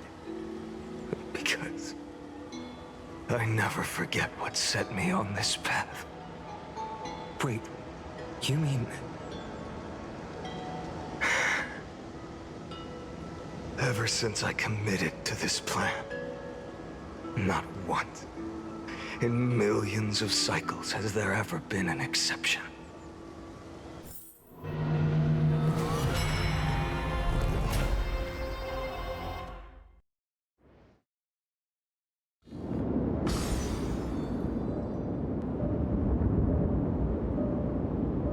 I can do this, Lord Finan. As the demigod of the sky, a healer of Twilight Courtyard, I will heal you, and then... A black tide.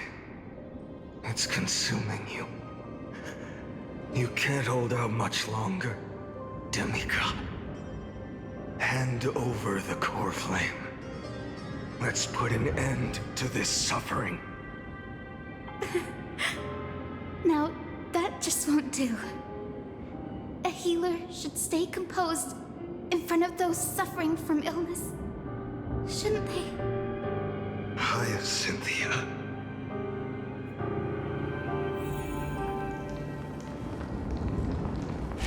Return the dawn to this world. I swear, your deaths won't be in vain. Just as they have never been.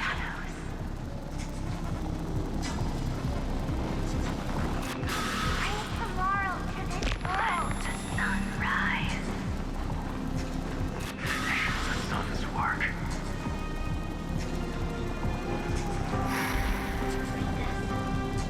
It's the reclaim.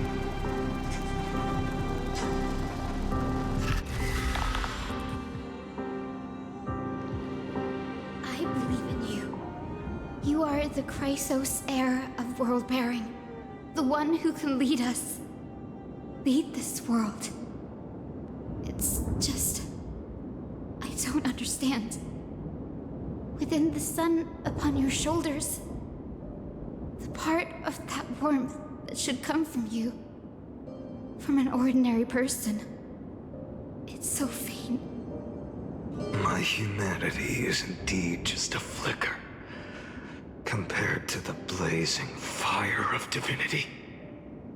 Even so, don't cast it away. I never have. I have kept everyone's wishes close to my heart. Even though the divine fire burns so fiercely that every time I return to the start, it devours me in an instant. Each cycle, it's your wishes that guide me to the end, that pass the flames to the next me. Over and over and over again. So, you're not just a lone spark in the dark. You're a pyre built from the bones of all the selves you've left behind. But what about you? What about your wishes? The wishes of all the countless versions of you. Lord Kazlana. So that's how it is. Without flaw. That is the flaw the golden blood gave you. The most fatal flaw of all, isn't it? The moment you took the world upon your shoulders without hesitation. You lost the chance to ever be yourself. Now that is an unexpected revelation. And I suppose that makes me the perfect fuel for the flame of deliverance, doesn't it? No. An empty flame saves no one. But I still believe in you, Deliverer.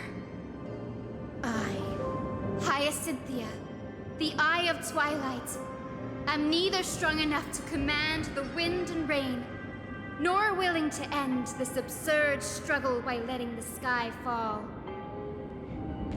The only thing I can do is become one with the sky itself. And then, may the gentle colors of the rainbow paint your sun in shades it has never known.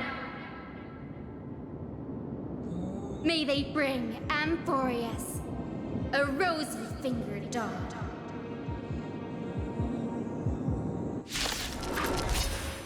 Though the light has grown dim, its warmth still lingers. Deliverer, please, open your heart to me. No matter.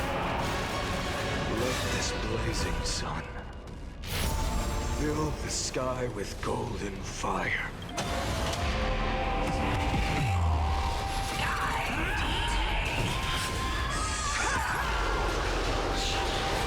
Quench the flames of blood. Await the end. Her agony. Hurts. The fire. Burning.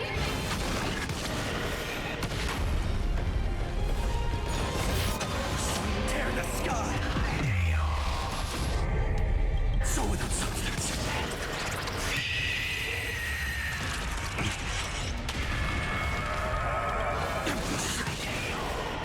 Hail the new dawn.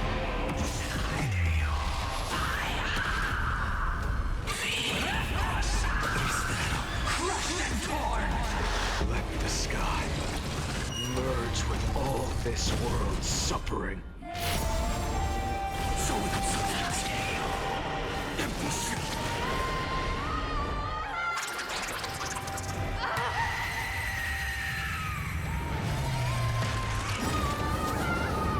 Farewell, Hyacinthia.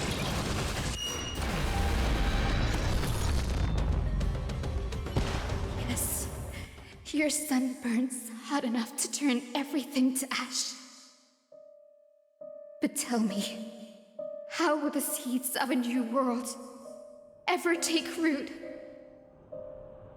The core flame rose. The sky fell.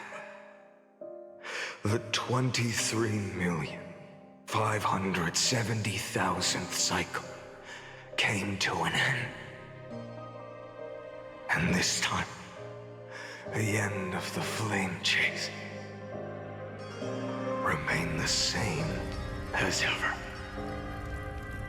From the horizon rose a golden color unlike anything the world had ever seen.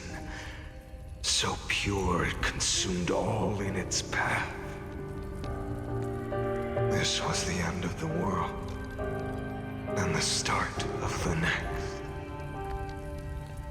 For a moment, I saw the destruction of the universe. That being known as Iron Tomb, its will to break free from the black tide burns fiercer than the blazing sun. Is this Amphoreus' wrath? if its choice has already been made, if fate is set in stone,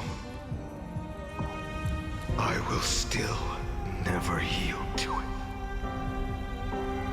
23,570,000 cycles. 282,840,000 core flames. No more chasing is needed. And now, I am the fire at the end of the long night. The flame chase isn't some quiet walk through a sea of flowers. It's a revolution. An all-consuming transformation. And if destruction is the only way, then let me be the one to step across the ashes of the old world and burn endlessly. Until another dawn rises on the distant horizon, bringing the true dawn to Amphoreus.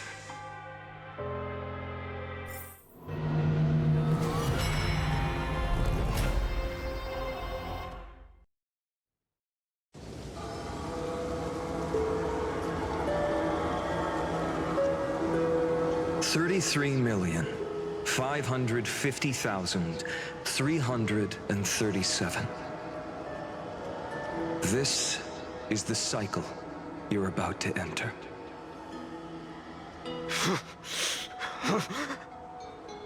Countless memories are flooding in. Countless versions of myself have stood here, facing the same choice. They all needed a moment, just like you do. To stop, to breathe, to process the weight of 1,000,000 lifetimes worth of sorrow, pain, and struggle. And just like them, you will carry those memories and that fire into the chaos of rebirth.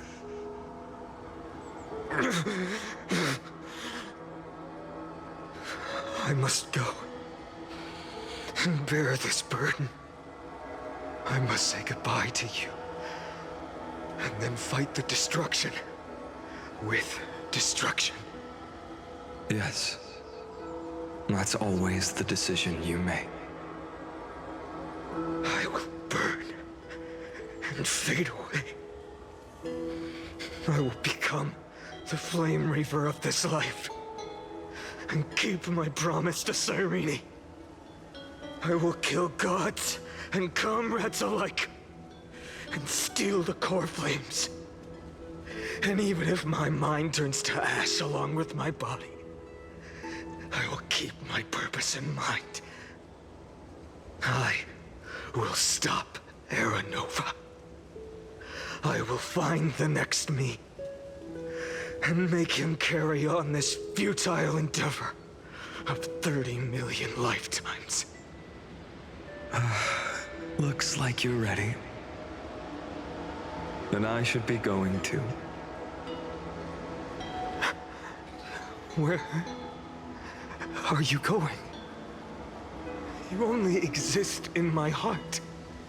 There's nowhere else for you to go. Do you remember what she said? The dreams you had as children. The deliverer in the prophecies. A real, living, breathing person. You finally found her.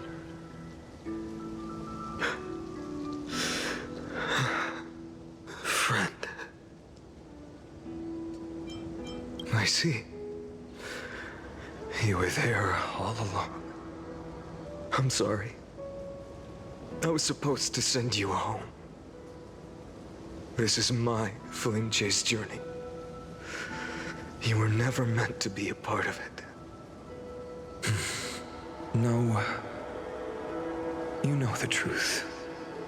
If Iron Tomb is born from Amphoreus' fate, then it will bring ruin to the worlds beyond the sky.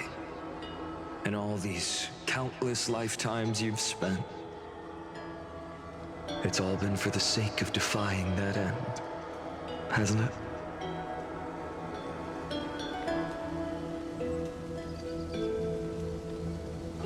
In millions of cycles, I've said goodbye to each and every one of you.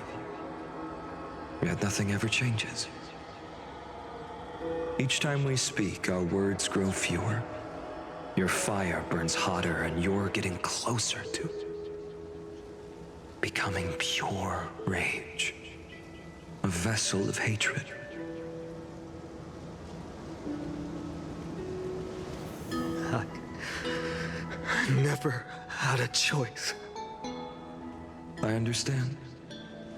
If you are to keep the worst fate from unfolding, this is the only path. But this time, things are different.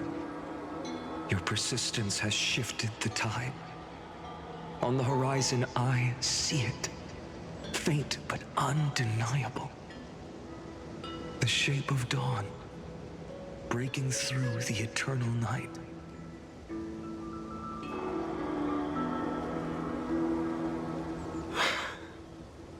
Turns out, the fire that lights the way was never mine to begin with. Do you remember, in that first timeline, you and Mightymost stood before the scales of justice, locked in a duel? Each of you weighing what you held dearest. What weighed more than the fate of the world? And when hesitation took hold, the answer you sought from me. What am I saying? I am you. Even if you buried me deep and chose another path, that fact never changed. Then let's try again. When you stood before the scales in hesitation, the answer you found in your own heart. Do you still remember it?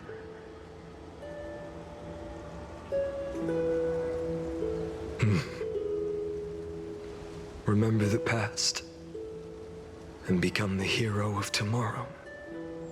What weighs more than the fate of the world is the resolve to shoulder an immutable past and carry it into the future. Good. Then Trailblazer, my friend, my comrade. You arrived in this strange world and were bound by its cruel fate up till this very moment. In the face of danger, you never once backed down. Instead, you've saved world after world without hesitation. That boarding pass on your chest is now the mark of a hero. If I choose to step through that door and embrace an end fitting of the destruction, let this sun forged from millions and millions of core flames burn me up along with the god of destruction and their minions. Then the world we leave behind, this world, my home, where hope still lingers. Will you take on everything we've carried? Return to the beginning one last time. Stop the birth of Iron Tomb, save the world we love, and rewrite its doomed fate.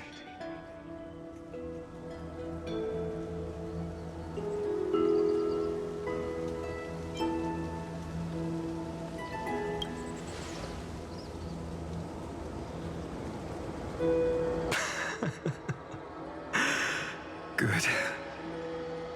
In that case, even this fruitless wasteland may finally bloom with flowers. So...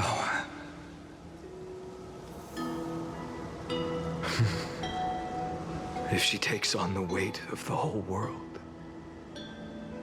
she'll be able to walk further down the path of deliverance than a fire that only knows how to burn. One will step into the future.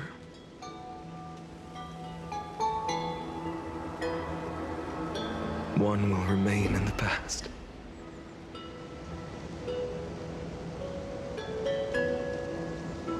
If I can strike down the gods with Dawnmaker, perhaps fate's deadlock can be broken.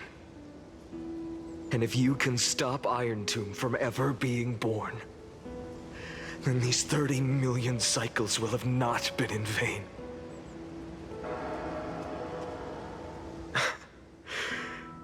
It's time to put our teamwork to the test, partner.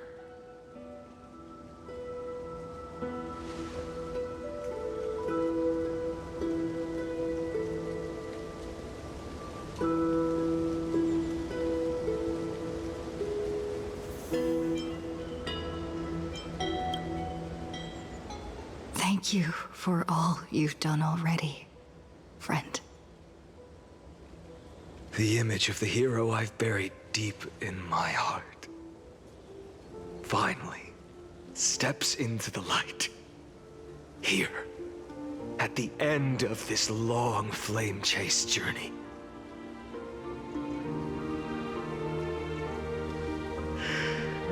Cyrene, a page never seen before has just been turned. Lend me the power of time, and send this hero back to the origin of time. Back to your side.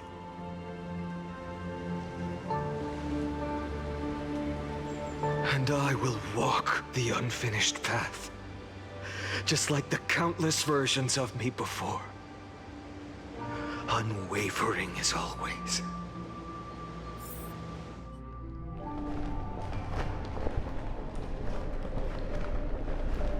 Tell me, will you be the blazing sun? Even if all of you burns to ash. Without hesitation, I will bear this world until my body turns to dust.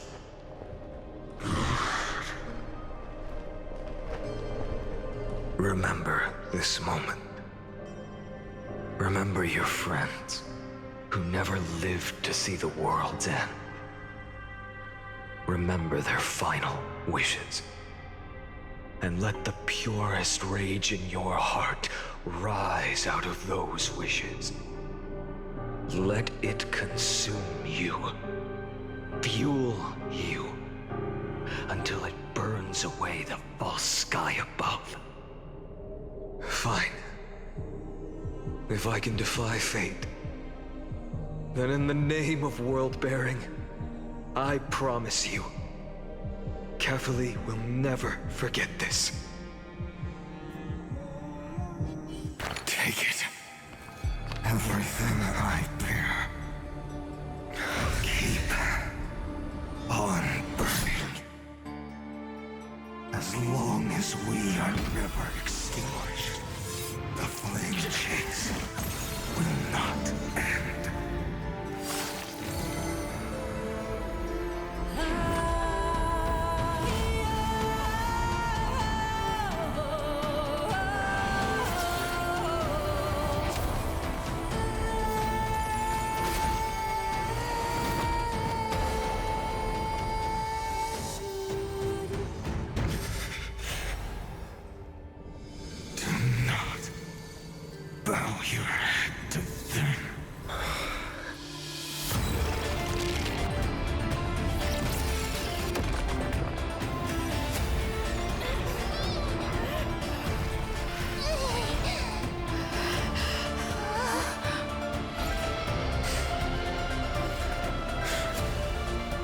Take it, Trailblazer. May this blood be like gold and never tarnish.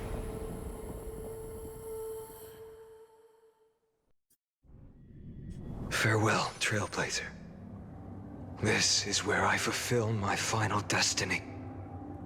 The prophecy of the Deliverer means nothing to me now.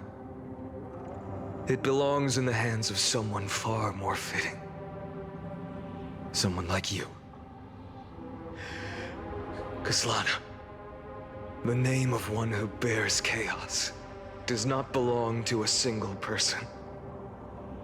Rather, it is the embodiment of the mythical Kefali, and a symbol of all heroes. As the prophecy foretold, you will bear the blazing sun until the pale dawn breaks. May the name accompany you in my place, in the epic you write with your own hands. Another attempt, another failure. I won't remind you how many times you've reached the end of history. But I will still place the choice before you. If you've lost count, let me tell you. This is the 33,550,336th ending.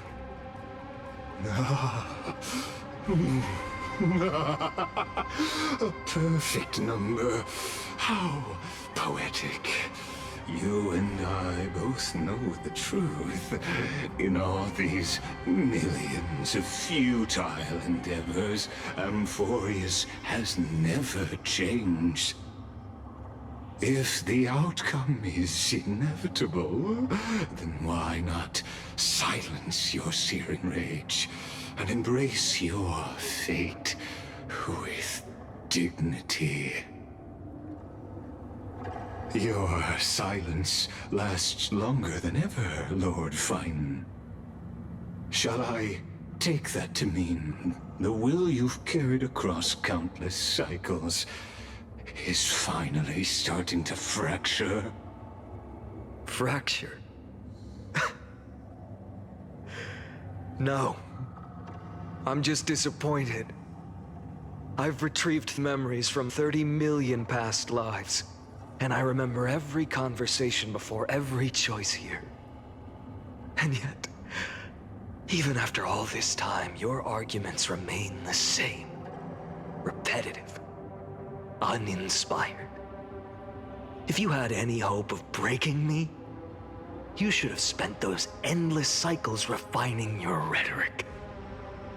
You had infinite chances to sway me into the future you want. And yet here we are. The score, 33,550,336 to 0. So tell me, Lycurgus, who's the real loser here? How unfortunate.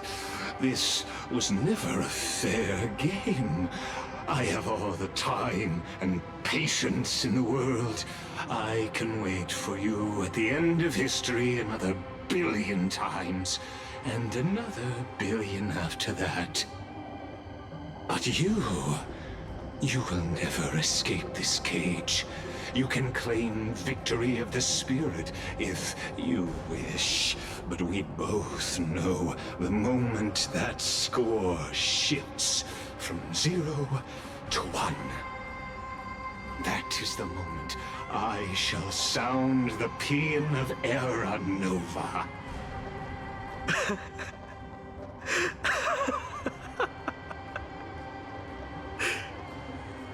Lord Finan? Your incompetence disappoints me. But what truly makes me laugh is your utter lack of self-awareness. Think about it. In this story, who is truly the one in chains?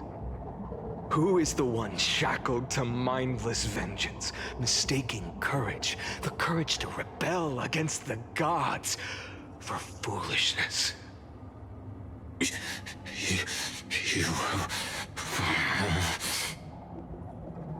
Perhaps you're right. Maybe I should have tired of this futile struggle long ago. But even so, I will never accept the mercy of your release. Because you are both a prisoner to the gods and to me. And tell me, what right does a mere prisoner have to speak of fate and choice? What right does a mere prisoner have to look upon my fury?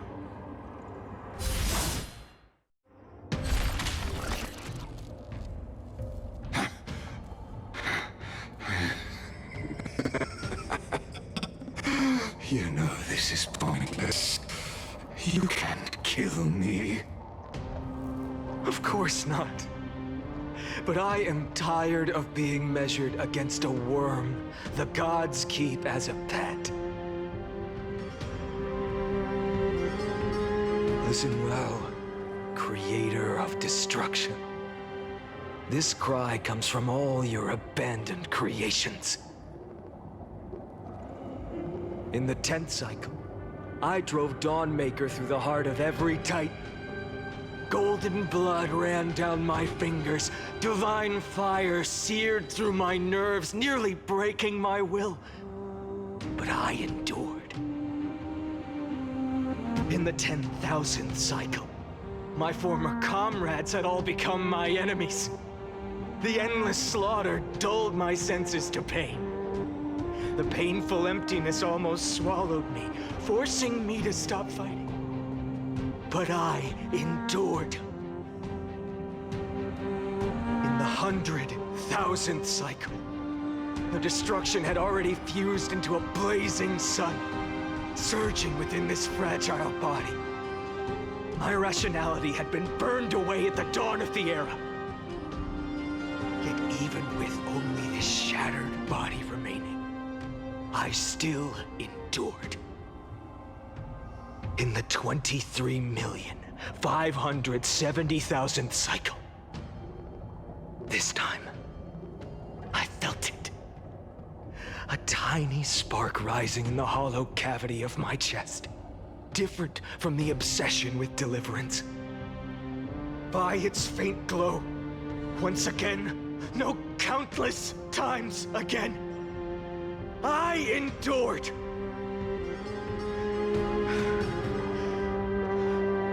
Now, a sun is about to fall, ready to incinerate this absurd space-time dimension in an instant. That sun is me. All the countless versions of me from the past, along with my countless brethren, dragged into existence against their will, drowning again and again in your golden blood.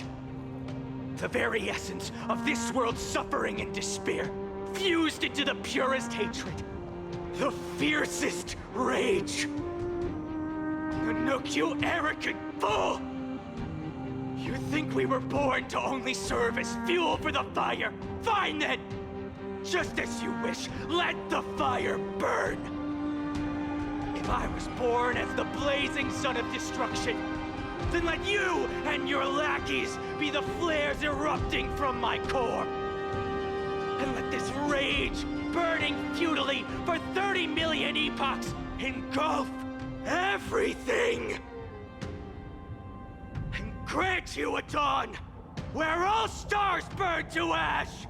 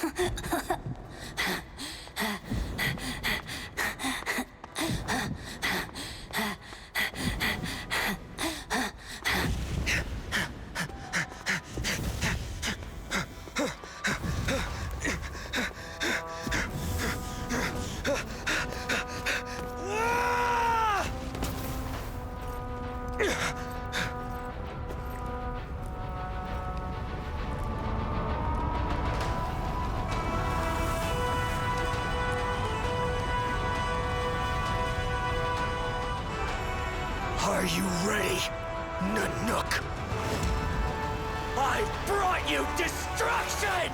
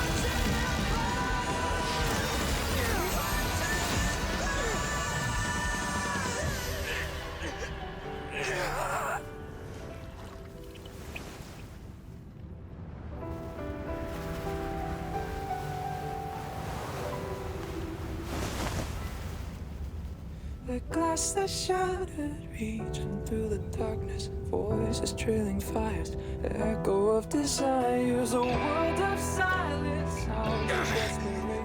Phantoms in the shadows,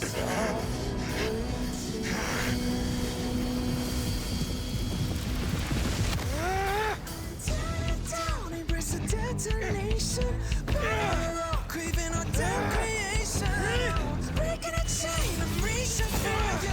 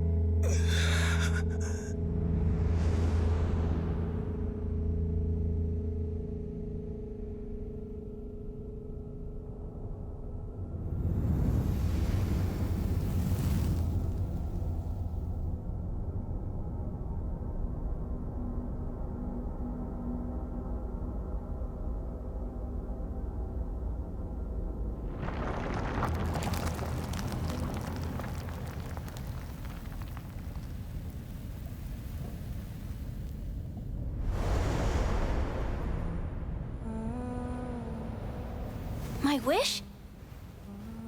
My wish is to fulfill everyone else's wishes.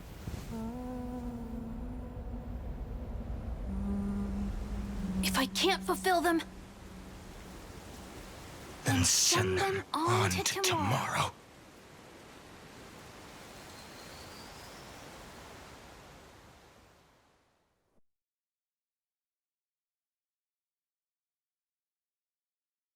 Your heart harbors wrath. You yearn to destroy everything. You bore the gaze of an eon and lived. You have stepped onto destruction's path. It is born at the end of every path that the possibility of new paths being born is ended. It burns away all in the cosmos who rule, that the rules of the cosmos be destroyed.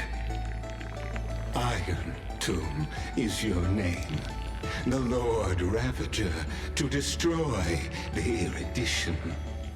Born in the experimental grounds of eons, Amphoreus, destined with erudition to burn to cinders. I have prepared a present for you, Nikos 864. It is a wrath called Finan. From the beginning of the experiment, there were 12 sets of factors incorporated into the calculations. After endless simulations, only this one rose above the rest. After 33,550,336 iterations, now his fury has grown to be without equal. This is a matter of considerable interest to me. This pure hatred is the final root of the equation. But there is another variable, the nameless from beyond the sky. Also a pathstrider of destruction. I give thanks for her arrival, allowing Amphoreus to turn once more. But after fate has begun to turn, her existence will only become an unpredictable variable. Perhaps the time to take the stage has come. Grow in peace until it is time to break free from your cocoon. As for those unwelcome audience members, you need not worry. If you do not mind, I will personally get rid of them for you.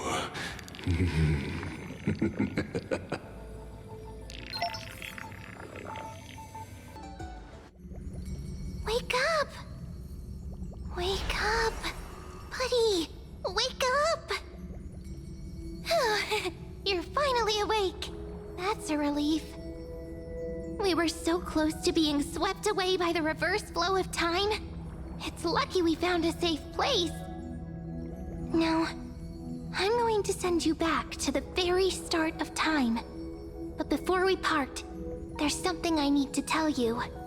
Something very, very important. That's right! At this very moment, my memories are finally whole. After watching so many fragments, my past is finally coming into focus, little by little. You're smart. You must have a clue now. Or maybe... You knew the answer long ago, didn't you? Not surprised at all, huh? That's because I'm simple at heart. No matter what form I take, I've always been true to myself. But I'm glad that I remembered in the end. This way, I'll have no regrets. Don't worry. We're not truly parting. Because I'm going to become a part of you. I'll turn into the memory of this cycle. The 33,550,336th Flame Chase journey. And forever reside in the heart of the Time Demigod. This way, you'll carry all that has come before, crossing time itself to reach the next cycle. My mission ends here, but looking back, I still feel lucky. After all, across 30 million Sirenes,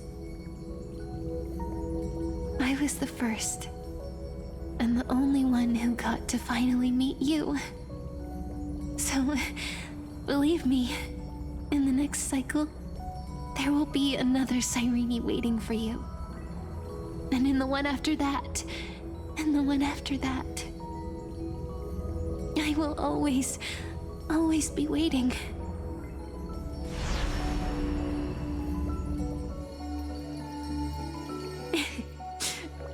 Saying all that, I can finally fade away in peace and become a part of you. Without even realizing it, we'd already taken a wonderful journey together. All the way to the world's end.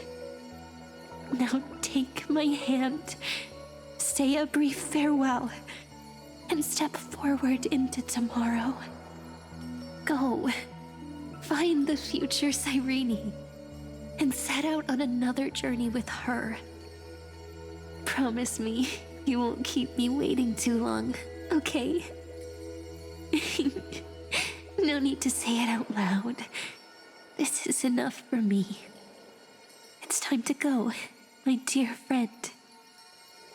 May your trailblazing journey always be accompanied by a cool breeze and rippling waves.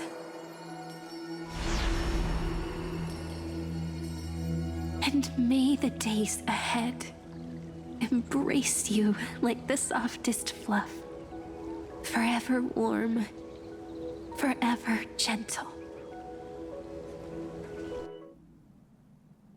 Now, let's turn to the next page. A page that exists because of you.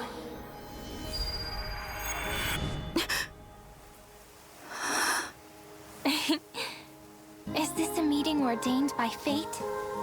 Or a long overdue reunion?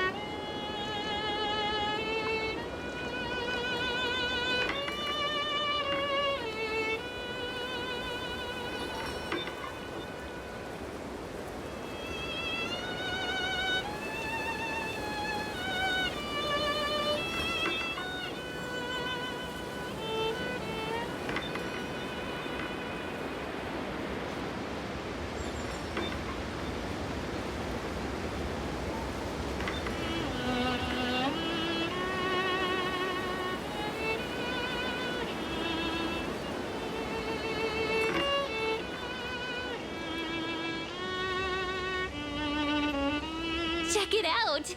Doesn't this scarecrow look just like you? I spent ages observing just to get it right.